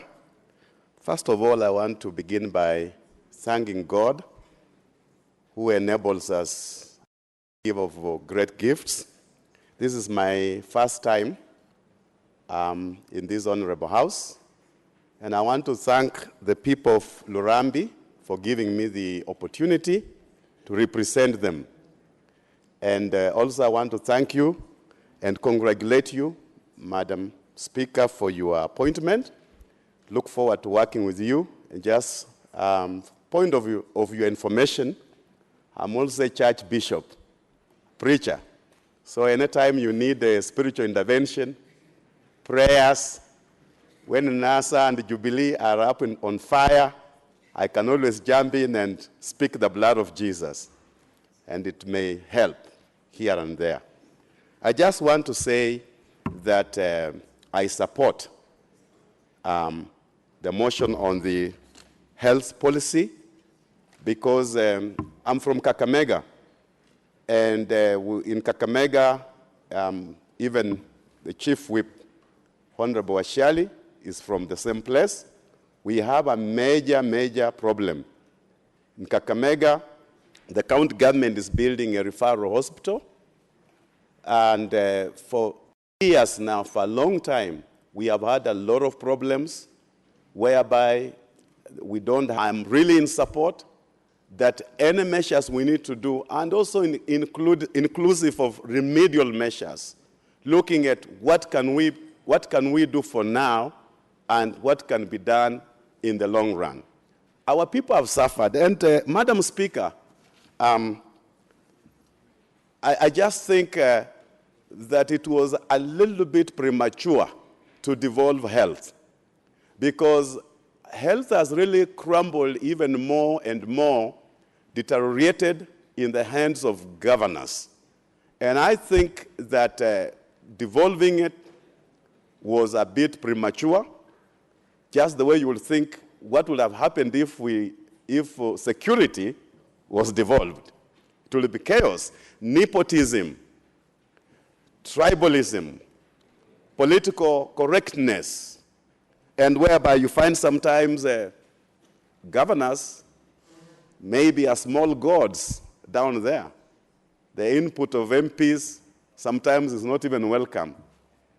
The input of other stakeholders is not welcome. They usurp all the powers and do all those things on their own. And so, Mr. Speaker, I just want to say I'm in support, and I have a lot of faith that this is going to transform and change our health sector and make Kenya a very healthy nation. Mr. Speaker, you just walked in when I had introduced myself as a preacher. So when you need prayer, consult me. We also lead a prayer session somewhere, so probably we'll complement each other. Now, let's have Honorable Nyoro Ndindi, and I would really wish you spend a few minutes so that I can also give an extra member. We have about 5 minutes to go. Thank you very much, Mr. Speaker. And I also want to congratulate my colleague, Honorable Bishop, for noting very well that he was elected to represent the people of Kenya in this House and not boycott the role at which he was given by the people of Kenya. Mr. Speaker, I have gone through the paper, and I have to say that we have to build a lot of capacity, and especially when we talk about our public hospitals and dispensaries and facilities. And Mr. Speaker, my proposal would be that we are here elected as members of parliament, but most of the people we represent in this House cannot afford health care in private facilities. And Mr. Speaker, it is good to note that most of the members of parliament and most of the public people working in high places in our government, even when they have a cold, they find it more convenient to visit private facilities. Maybe with time, we may have to consider ourselves to lead by example so that we can start frequenting these public facilities so that even when we talk about the healthcare in our country, we will be talking on the perspective of where the majority of Kenyans go to seek healthcare. And maybe we should start as members of parliament and possibly have it as a policy that even as we seek healthcare, we first seek it from our public facilities where the people we represent attend. Also in terms of facilities, Mr. Speaker, I believe it is opportune and it's good that we start establishing hubs that are specialized. And maybe we can go county by government, develop a facility to deal with specific challenges that face our people. Maybe we could have a renal unit, a full-fledged renal unit, maybe in a certain county, and elevate it to the highest level of a facility we could have nationally. That would help us in many facets, especially in R&D, where we have people who are specializing, and they only do that one thing. Maybe we could also develop capacity of the people who work in those facilities. It is good to note, Mr. Speaker, our government have done a lot in terms of the welfare of our people. We will be having possibly elderly people being facilitated in terms of their NHIF cards from January. And it's good that we note as members of parliament that even by using our CDF kitty, we have in our starting actually this financial year. Therefore, we should seize that opportunity so that we remove that burden from the Kenyan people, especially those who are vulnerable. Mr. Speaker, to echo what most of the members are saying, I think we rushed to devolve healthcare in our country, and it's time we revisit so that we can streamline and first of all build capacity even before we hand over to our governors and our devolved units. Okay. As I finish, Mr. Speaker, one of the things we need to focus on is prevention. And you can, as you can note from the paper, one of the things that is taking people from this planet Earth are things that we can prevent. And I believe, Mr. Speaker, maybe as a nation, we need to come up with the ways on how to encourage our people to exercise so that we can keep fit, because we will go a long way. And maybe we need to institute a walking day where we encourage the people of Kenya to walk even as we exercise, so that we reduce the burden we put in terms of our health care, in terms of the medicine, and all those other things. Mr. Speaker, having said that, I wish we also look at our students who are pursuing medicine in our universities. The money and the support they get from HELP is not enough, and we need to increase. Very well. So I'll give Honorable Wanyama. Honorable Wanyama. A few minutes and then we will have the mover to reply. Thank you, Mr. Speaker, sir. I want to add my voice on this session paper for health and just appreciate that this is the time that we need to look at our people in terms of their health care. And this is a focus that was actually brought on board by our forefathers who fought for independence so that Kenyans can access good health. And I want to appreciate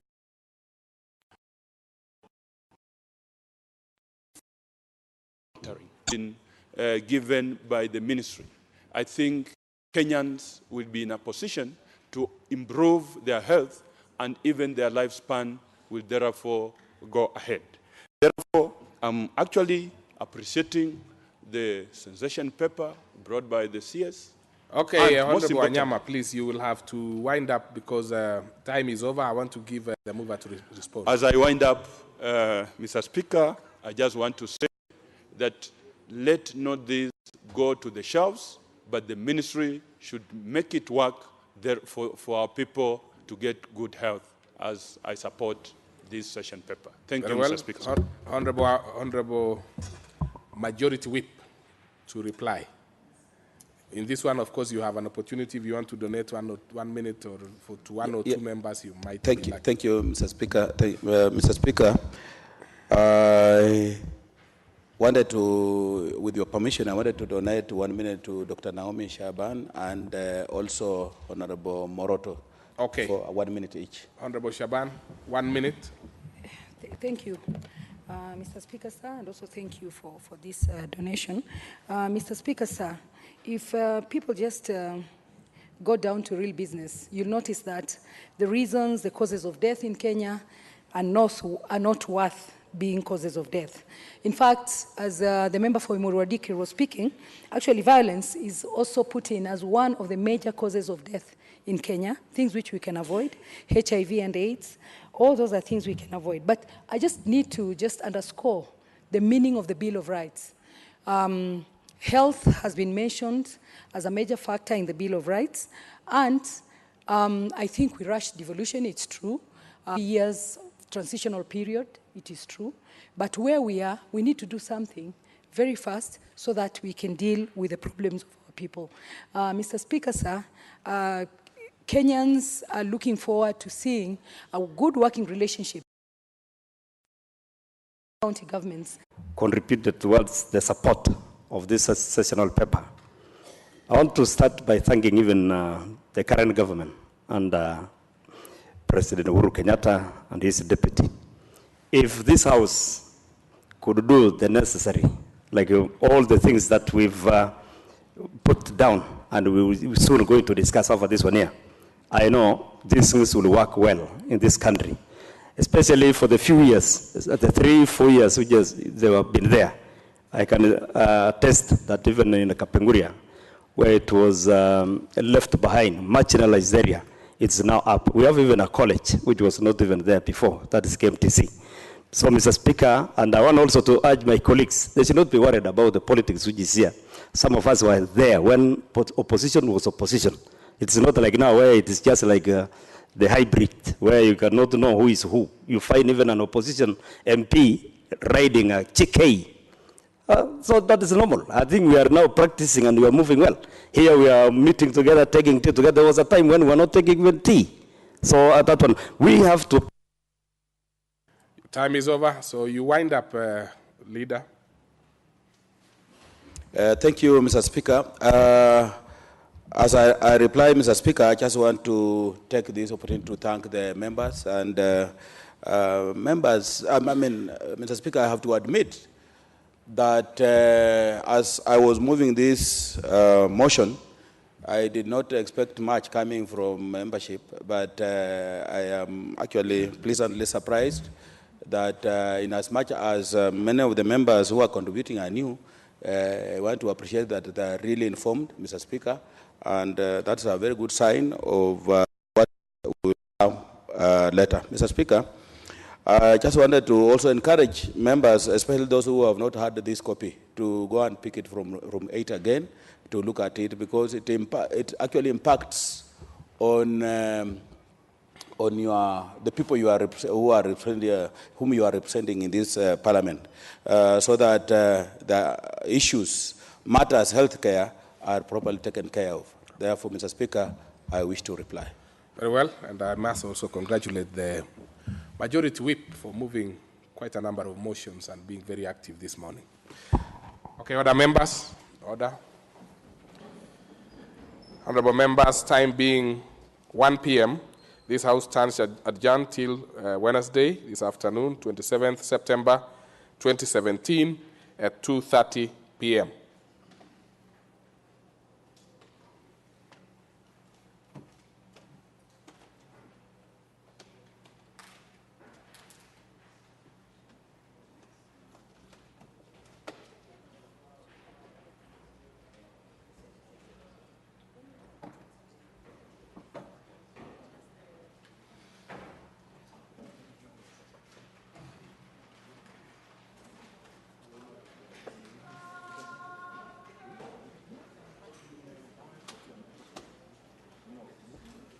Yamuna daktari.